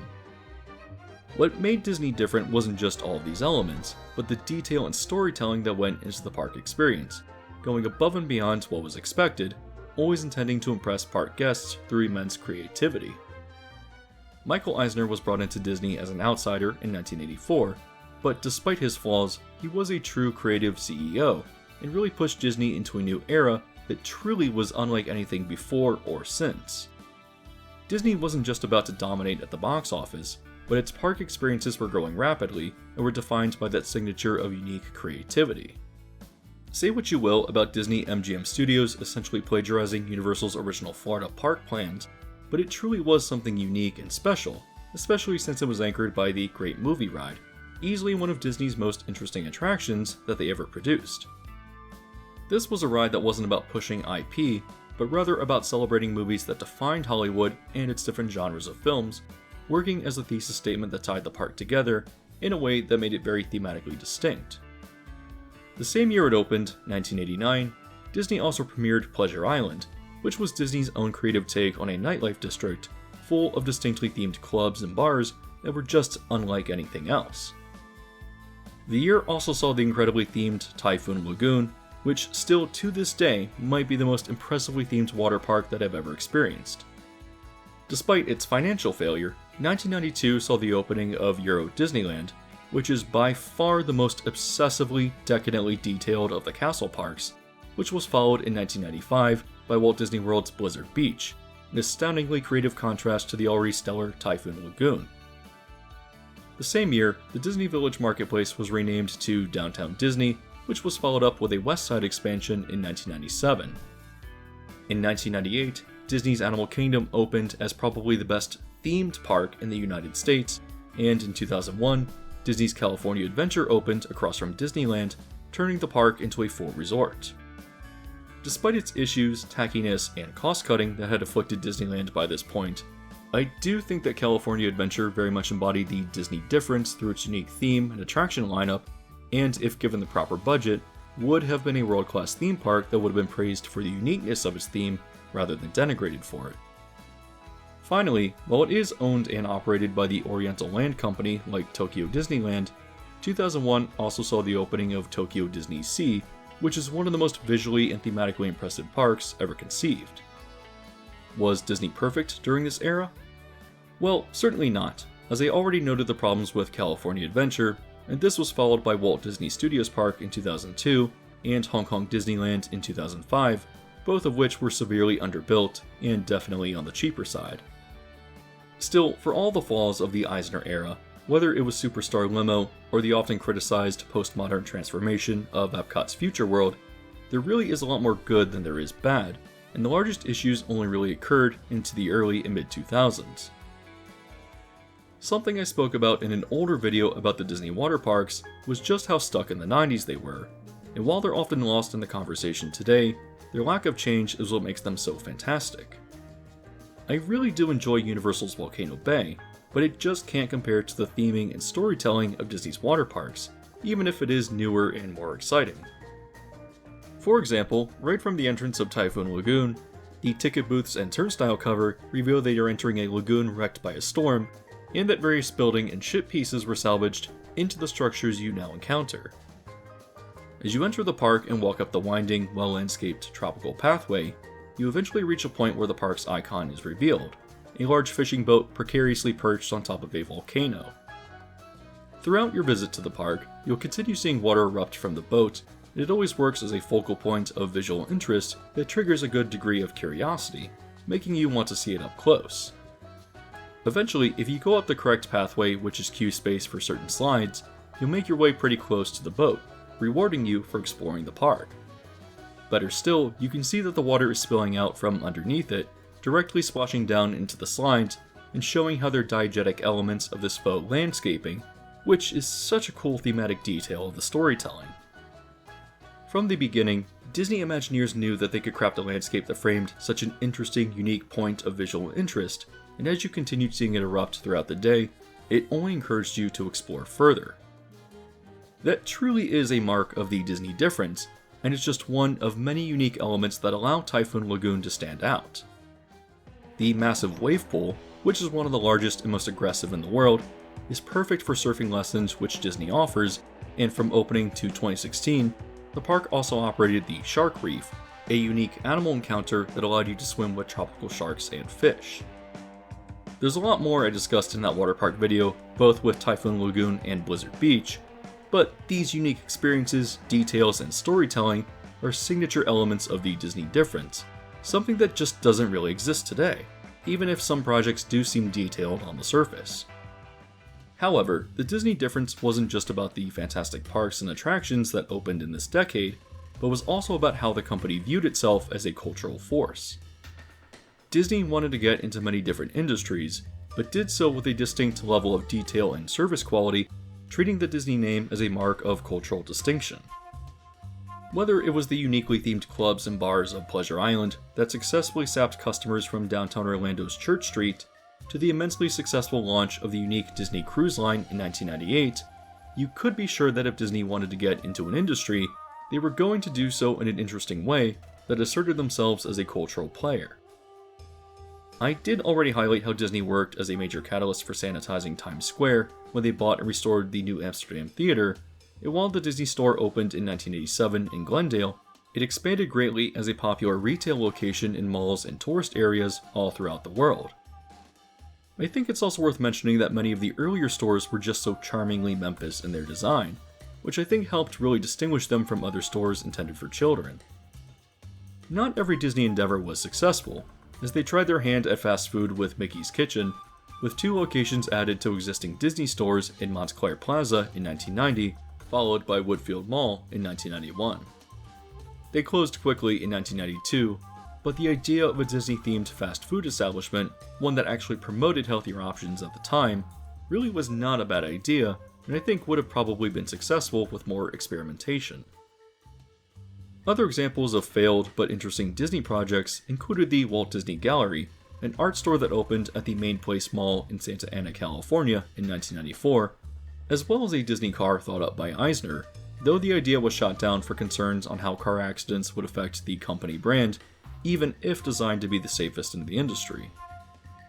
There were so many different and unique experiences introduced to Walt Disney World outside of the parks and downtown Disney, whether it be themed mini golf or the Disney Institute, a resort designed around vacationers taking fun, educational courses that ranged from animation to photography to gardening and consisted of 80 different subjects, lasting from 1996 up through 2000.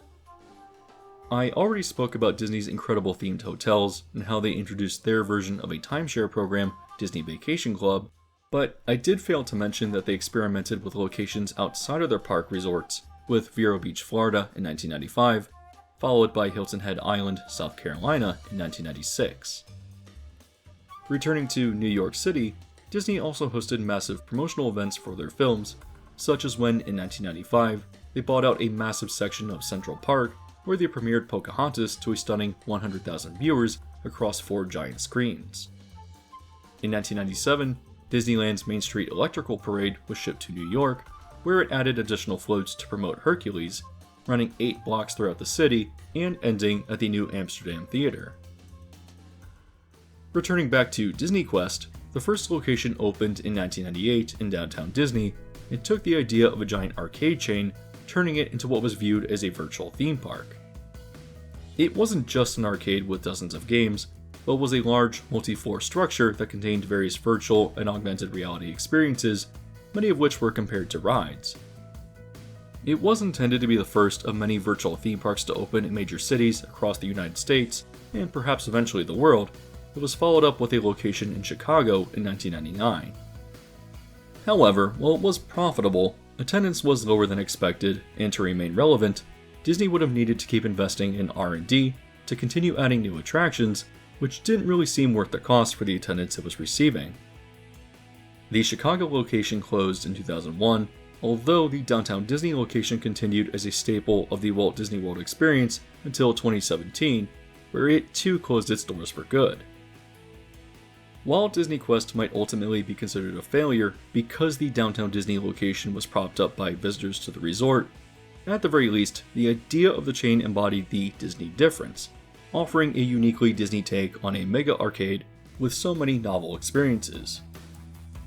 There's plenty more I could discuss outside of the parks during this era for Disney, and Eisner even marked the 90s as the Disney decade, but the point is that Disney was truly a cultural force that attempted to assert itself through expanding into different industries in a uniquely Disney way.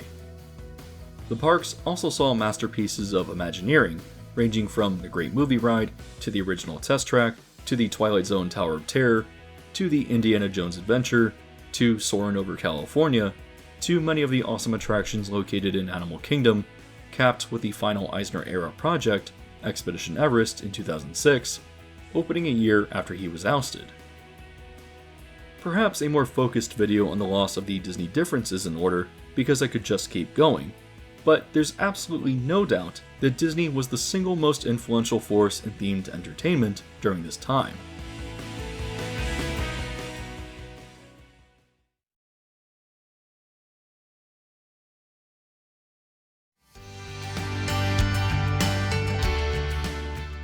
While Disney may have been the undisputed industry leader, as they continued growing rapidly in the 90s, there are plenty of other theme parks that I still have yet to discuss. First, while I won't really focus on them right here, because they all deserve entire videos dedicated to them, I do want to point out how so many areas centered around theme parks or major tourist destinations just absolutely exploded with themed experiences during the 90s.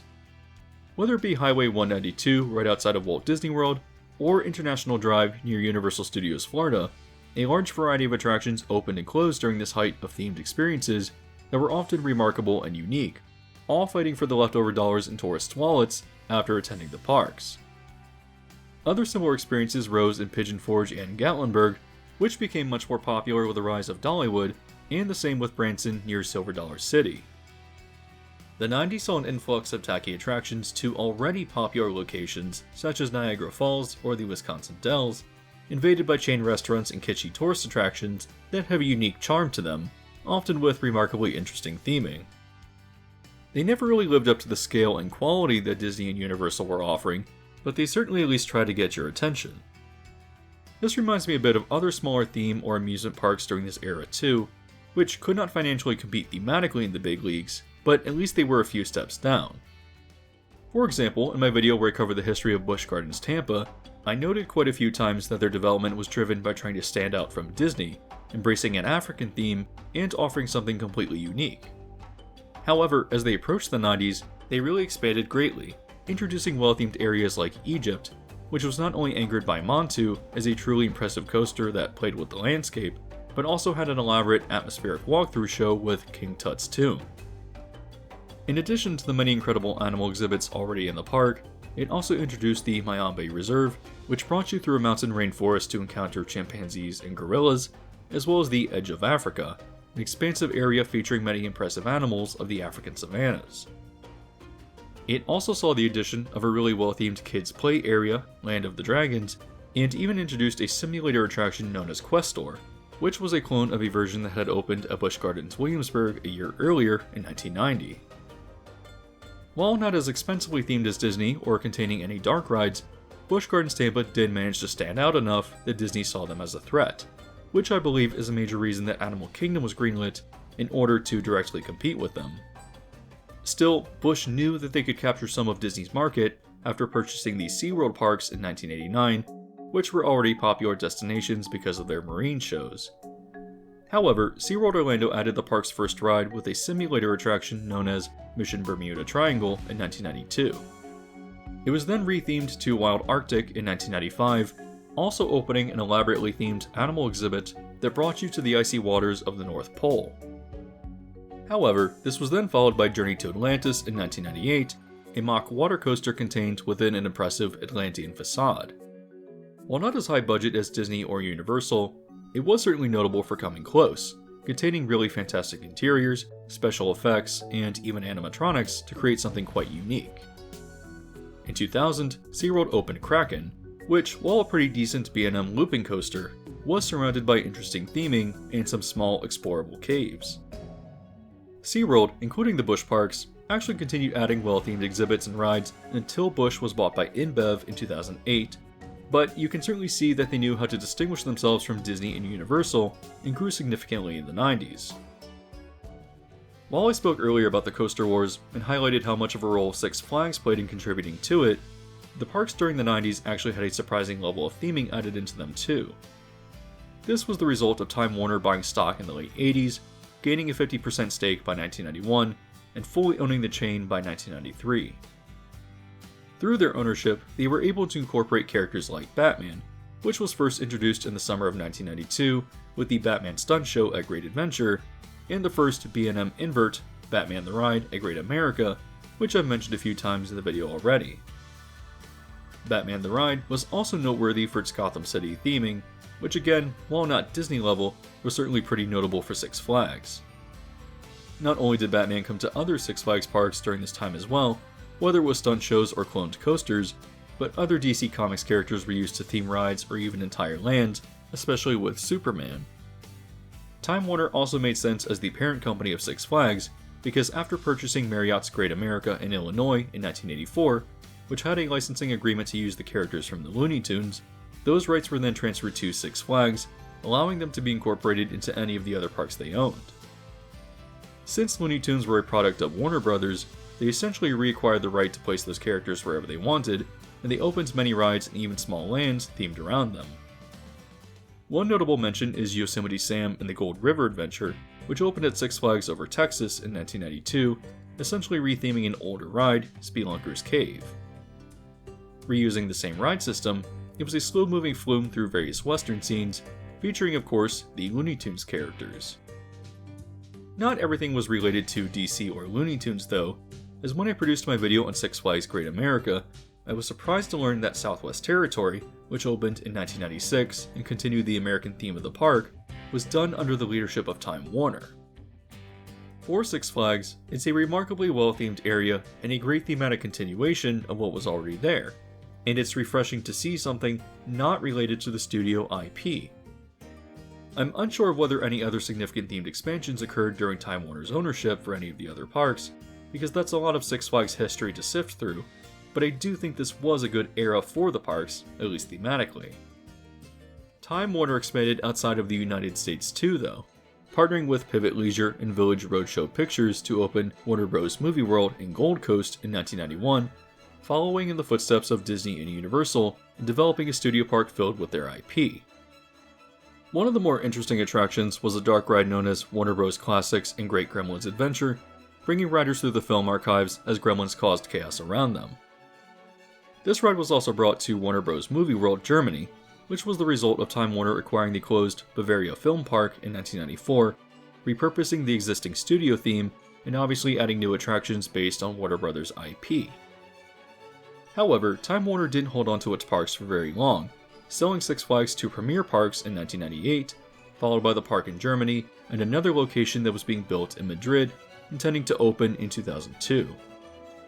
Warner Bros. Movie World in Australia was still primarily owned and run by Village Roadshow though, still licensing Warner Bros. IP even today.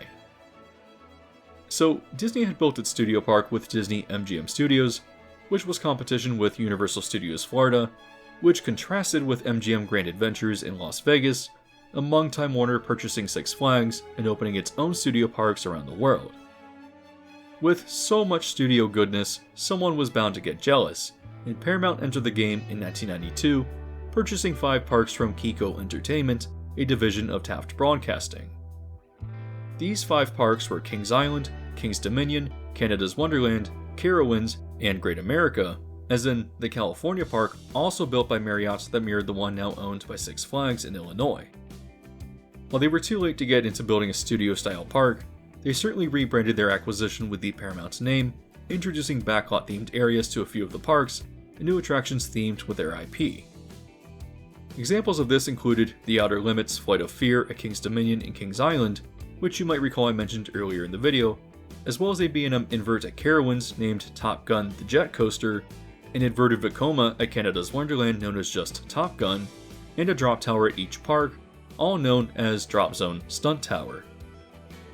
Later in the early 2000s, they continued adding more IP like Tomb Raider the Ride, an indoor Huss top spin at King's Island in 2002, another Tomb Raider the Ride to Canada's Wonderland is a lightly themed Zamperla flying coaster in 2004, as well as both parks receiving a premier rides coaster known as Italian Job Stunt Track in 2005, followed by a version at King's Dominion the next year. While Paramount incorporated its IP into the parks, they did build original themed experiences as well, but it's also clear that despite the parks operating successfully, it was never a business that they needed to get into. In 2005, Viacom, which acquired Paramount in 1993, was split in two, with Paramount now owned by the new CBS Corporation, which quickly sold the parks the following year to Cedar Fair, which required renaming and retheming the parks and attractions that use the Paramount IP. Cedar Fair has started wildly buying up parks in the 90s, and owned 8 by the time it bought the parks from Paramount, establishing it as a major force now with 13 parks that define the amusement park landscape going forward. So the 90s were a very crowded time for theme and amusement parks, many of which were either smaller chains or managed to stand on their own through independent ownership, but this was also the era of corporations buying up parks and chains or building their own to compete with Disney. In fact, in the world of themed entertainment in the 90s, I do think that Disney was the single most influential catalyst that really shaped everything else, whether they had a direct hand or not. What do I mean by that? Well, let's finally wrap up this massive video.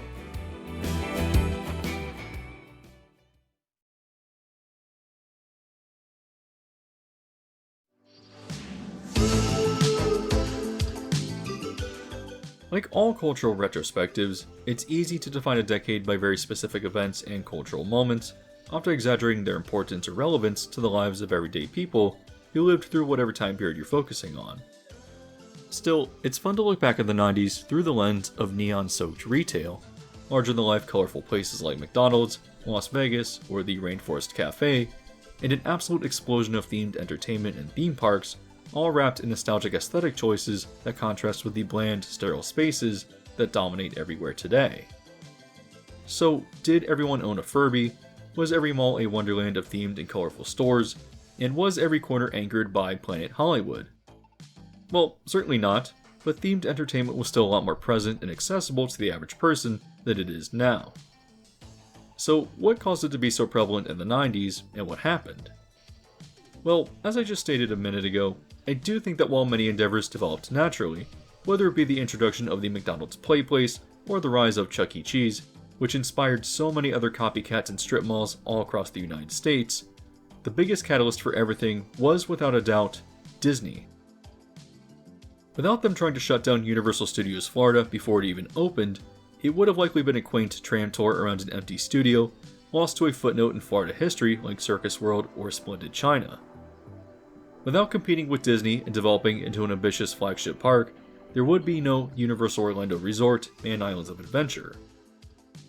Without Disney, other studios like MGM, Warner Brothers, and Paramount likely wouldn't have tried to get into the theme park business, and without Disney helping to restore the reputation of Times Square, many themed restaurants and retail wouldn't have been given the chance to develop and grow. Disney rose as a magnificent cultural force in entertainment, not just through its films, but through expanding into other industries and having a presence in so many other facets of people's lives. Walt Disney World became a cultural obligation, a place that parents strive to get their kids to as a milestone for families in the American suburbs, a place that continued to impress through its sheer creativity and commitment to theming. Disney and its exceptionalism was everywhere, so it's not really a surprise that family-friendly experiences started becoming so prolific, as it was clear that if it worked for Disney, why not try it in the suburbs or the cities? Even something like the Coaster Wars was a response to Disney, as many regional parks knew that they couldn't compete financially and thematically, instead opting for rides and roller coasters to stand out. For example, in 1990, Cedar Point opened Disaster Transport, moving their Intamin bobsled coaster that was built in 1985 indoors and adding some effects and even an animatronic to essentially create their version of a space mountain. However, it quickly became clear that this already messy and poorly executed idea wasn't worth the maintenance cost, and many effects were just never repaired until it closed in 2012. It was much safer for Cedar Point to keep investing in record-breaking coasters, and while they were certainly expensive, they didn't reach anywhere near the cost of what something like a Disney dark ride would. Despite building themed areas in some of the Six Flags parks and premiering the occasional impressive attraction, Time Warner also knew that they could compete better if they distinguished themselves through coasters and thrill rides too. They even had an advertising campaign comparing themselves to Disney, emphasizing their thrills, IP, and how much closer they were than taking a trip to Orlando or Anaheim. So, what happened? Why did family entertainment in the 90s lose relevancy? Well, in retrospect, while the McDonald's PlayPlace and its characters were an immense amount of fun, it was also a place that aesthetically just felt dirty and sticky. The climbable tubes and slides were breeding grounds for disease, and the aesthetics of the restaurants, and not even really McDonald's, but other fast food places too, just felt outdated and dirty. Remember how ugly Wendy's used to be? As I grew up, McDonald's did too, experimenting with different aesthetics, and they began renovating locations by taking out the play places, and instead going for a sleek, modern, and minimal coffee shop aesthetic to appeal better to adults. But why? Well, the fast food industry, and specifically McDonald's, found itself at the center of controversy after the 2004 film Super Size Me, where its director, Morgan Spurlock, spent 30 days eating only McDonald's, chronicling the ill effect it had on his health. Still, this film premiered among an already growing trend around concern for how fast food was marketing to children in a way that increasingly appeared nefarious, as evidenced by 2003's McSalad Shakers as a supposedly healthier alternative to a burger, fries, and ice cream, at least if you didn't count the calories in just the dressing. As McDonald's shifted to an adult audience, embracing coffee culture and modern minimalism, Las Vegas very much did the same too. By the end of the decade, it was clear that pretty much every resort was sick of their theming and realized that appealing to families was stupid for their business model. With that being said though, why did Vegas even bother with this to begin with? Well, the answer is very clearly Disney, as when I was researching the Vegas portion of this video, I came across an episode of Modern Marvels that covered the development of the Vegas Strip. In one segment, there's a brief interview with Terry Dougal, a Vegas designer most famous for the Caesars Palace Forum, who essentially makes the statement that if you look at Disneyland, it's just one big shopping center, one that people plan vacations around just to shop and eat. While these shopping and dining experiences are of course important to the park, he, and I suspect pretty much everyone else in Vegas, completely misunderstood why people visit Disneyland. It's the atmosphere, the rides, the storytelling, the immense level of artistic expression.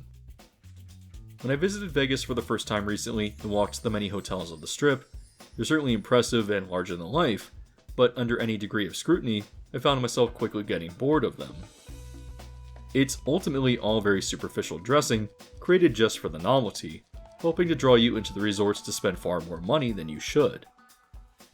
Vegas and its history are certainly fascinating, but the theming never brought in the families that the Strip wanted, because why would you go to fake Disneyland centered around gambling when you could just go to Disneyland? I think that Vegas offers a lot as an exciting place, but its theming, no matter how large, was always superficial, completely misunderstanding why it might ever appeal to anyone. Like Vegas, the rest of the United States embraced family theming as well, but I think ultimately discovered that it wasn't profitable long term. Aesthetic styles of the era dated themselves quickly, even if they look far better in retrospect today, and the clean, minimalist aesthetic popularized by businesses like the Apple Store or Chipotle really did feel refreshing and new. While entertainment for families is present today though, I think that with the decline of the nuclear family, which had young kids and plenty of disposable income, the subsequent decline of family entertainment was natural as well. People today are fighting against rampant greed from corporations and stagnant wages, propped up by political corruption, living in a world where they cannot afford to have kids, and therefore really shrinking that family entertainment market. Even so, I think that the 90s revealed that despite its prevalence, family entertainment wasn't even really all that profitable outside of major tourist destinations, where it still does actually seem to thrive today. Currently though, the theme park industry seems worse off, whether it be Disney throwing out creativity in favor of turning its parks into billboards for Disney Plus and putting in the bare minimum effort aesthetically just because it's cheaper, or looking around, we see chains like Six Flags, Cedar Fair, and SeaWorld cheaping out on pretty much everything, squeezing every dollar they can out of their declining parks without making meaningful investment to improve the experiences, a symptom of this new Gilded Age we live in, run by corporations and near monopolies. Is the future bleak? Well, I would say that I'm actually rather optimistic. I feel that culturally, the United States is crawling to a point where its citizens have realized how much they've been taken advantage of, something which I think will eventually rectify itself. In addition, new themed experiences are emerging, but are more targeted to an adult demographic. For example, when I was in Vegas, I made an effort to visit Area 15, which is full of themed retail, dining, and of course, anchored by Meow Wolf's Omega Mart exhibit. While kids may find enjoyment in how strange this place is, it's definitely aimed at adults, containing a complex story and mystery to solve. In this era, we've also seen the rise of escape rooms too, which leads me to believe that people still enjoy theming, but more aimed at an adult audience. As another example, Universal's Halloween Horror Nights has never been so popular, and I've had a lot of positive things to say about the various versions of the Tribute Store at Universal Studios Florida, which is completely redone with different themes depending on the season, which, while still probably appealing to many kids, does feel a bit more geared towards adults. While many other theme parks are continuing to slash budgets and therefore destroy what would otherwise be fun experiences, it's Universal that is really standing out to me, opening a slate of mostly high-quality attractions across its parks since 2019, and if the rumors of what Epic Universe is offering are true, then it might truly be an actual game changer. In an era where Disney has lost much of its cultural influence, has had quite a few rough years at the box office, and is now cheapening their park experiences, both through how they run them and through the half-baked attractions that they build, Universal may very well take a significant chunk of their market share. This isn't just in Orlando, but also their kids' park that they plan to develop in Texas, which I think will develop an audience for their more mature parks, as well as the Halloween Horror Nights attraction that they plan to build at Area 15 in Vegas. Alicia Stella at Theme Park Stop recently leaked that Universal had acquired land in the UK for a potential park there too, and so I have to wonder, if Universal is expanding with the quality that they've been bringing to their parks, not just in the US, but throughout the world, could they bring a new renaissance of themed entertainment just like Disney did in the 90s? Would their presence inspire retail and dining to embrace theming or unique concepts, or would we see kitschy tourist attractions start appearing around what I believe will be these popular resorts? It's hard to say, and I might even be completely wrong, but they've clearly shown that people respond positively to well-themed experiences, whether it be Super Nintendo World or even something so small as the Tribute Store, which illustrates that the market is there and ready for more. So, were theme parks and entertainment better in the 90s? Well, it's certainly a mixed bag, because while I like the idea of something like Rainforest Cafe or Bubba Gump Shrimp Company, I can't say that I would go for the food. I find Vegas, its history, and now its themed hotels fascinating, but simultaneously they're wildly shallow and surface level, lacking an understanding for why people enjoy themed experiences. Despite its criticisms, I enjoyed the vibe of 90s Epcot, but even I recognized that it was out of place and dated itself quickly. California Adventure? I love the idea, but the execution tainted people's perception that a California theme could have ever worked. Even the malls that we look back to, romanticizing them as bastions of pop culture aesthetics, really were just rather ubiquitous and probably far less exciting than they seem in retrospect. Still, this isn't to say that 90s themed entertainment culture didn't have its positives too, because despite its flaws, I truly felt that Disney peaked during this era. Universal Studios Florida and Islands of Adventure were incredible. Theme parks in general were certainly run better than they are today, and many of them even tried theming in smaller doses, which I still enjoy and appreciate. Yes, perhaps Planet Hollywood expanded too quickly and was known for its aggressively mediocre food quality, but I at least enjoyed the novelty of such wild, ambitious ideas. In the 90s, at least everyone was willing to give any crazy idea a try, and the aesthetics, while not nearly as present as a retrospective might lead us to believe, were certainly there in large quantities if you know where to look. It's hard to really wrap up a retrospective like this with any hard conclusions, so let me sum up my feelings with an example. I look at Epcot today as this bland, sterile corporate environment that embraces minimalism because it's cheap to produce and renovate with. If given the chance, I would immediately replace Connections Eatery with Electric Umbrella, despite its notoriety for the food quality and despite the postmodern theme clashing with Future World. Ultimately, it was a place that was a lot more fun and had a lot more character, and that's how I view the 90s in general, pining for an era where any zany idea could exist, and themed entertainment was, for the most part, larger than life and ever present, even if highly flawed in many cases. If you've made it here, all the way to the end, then I very much appreciate the time you took to watch and think about the many elements that I highlighted throughout the video.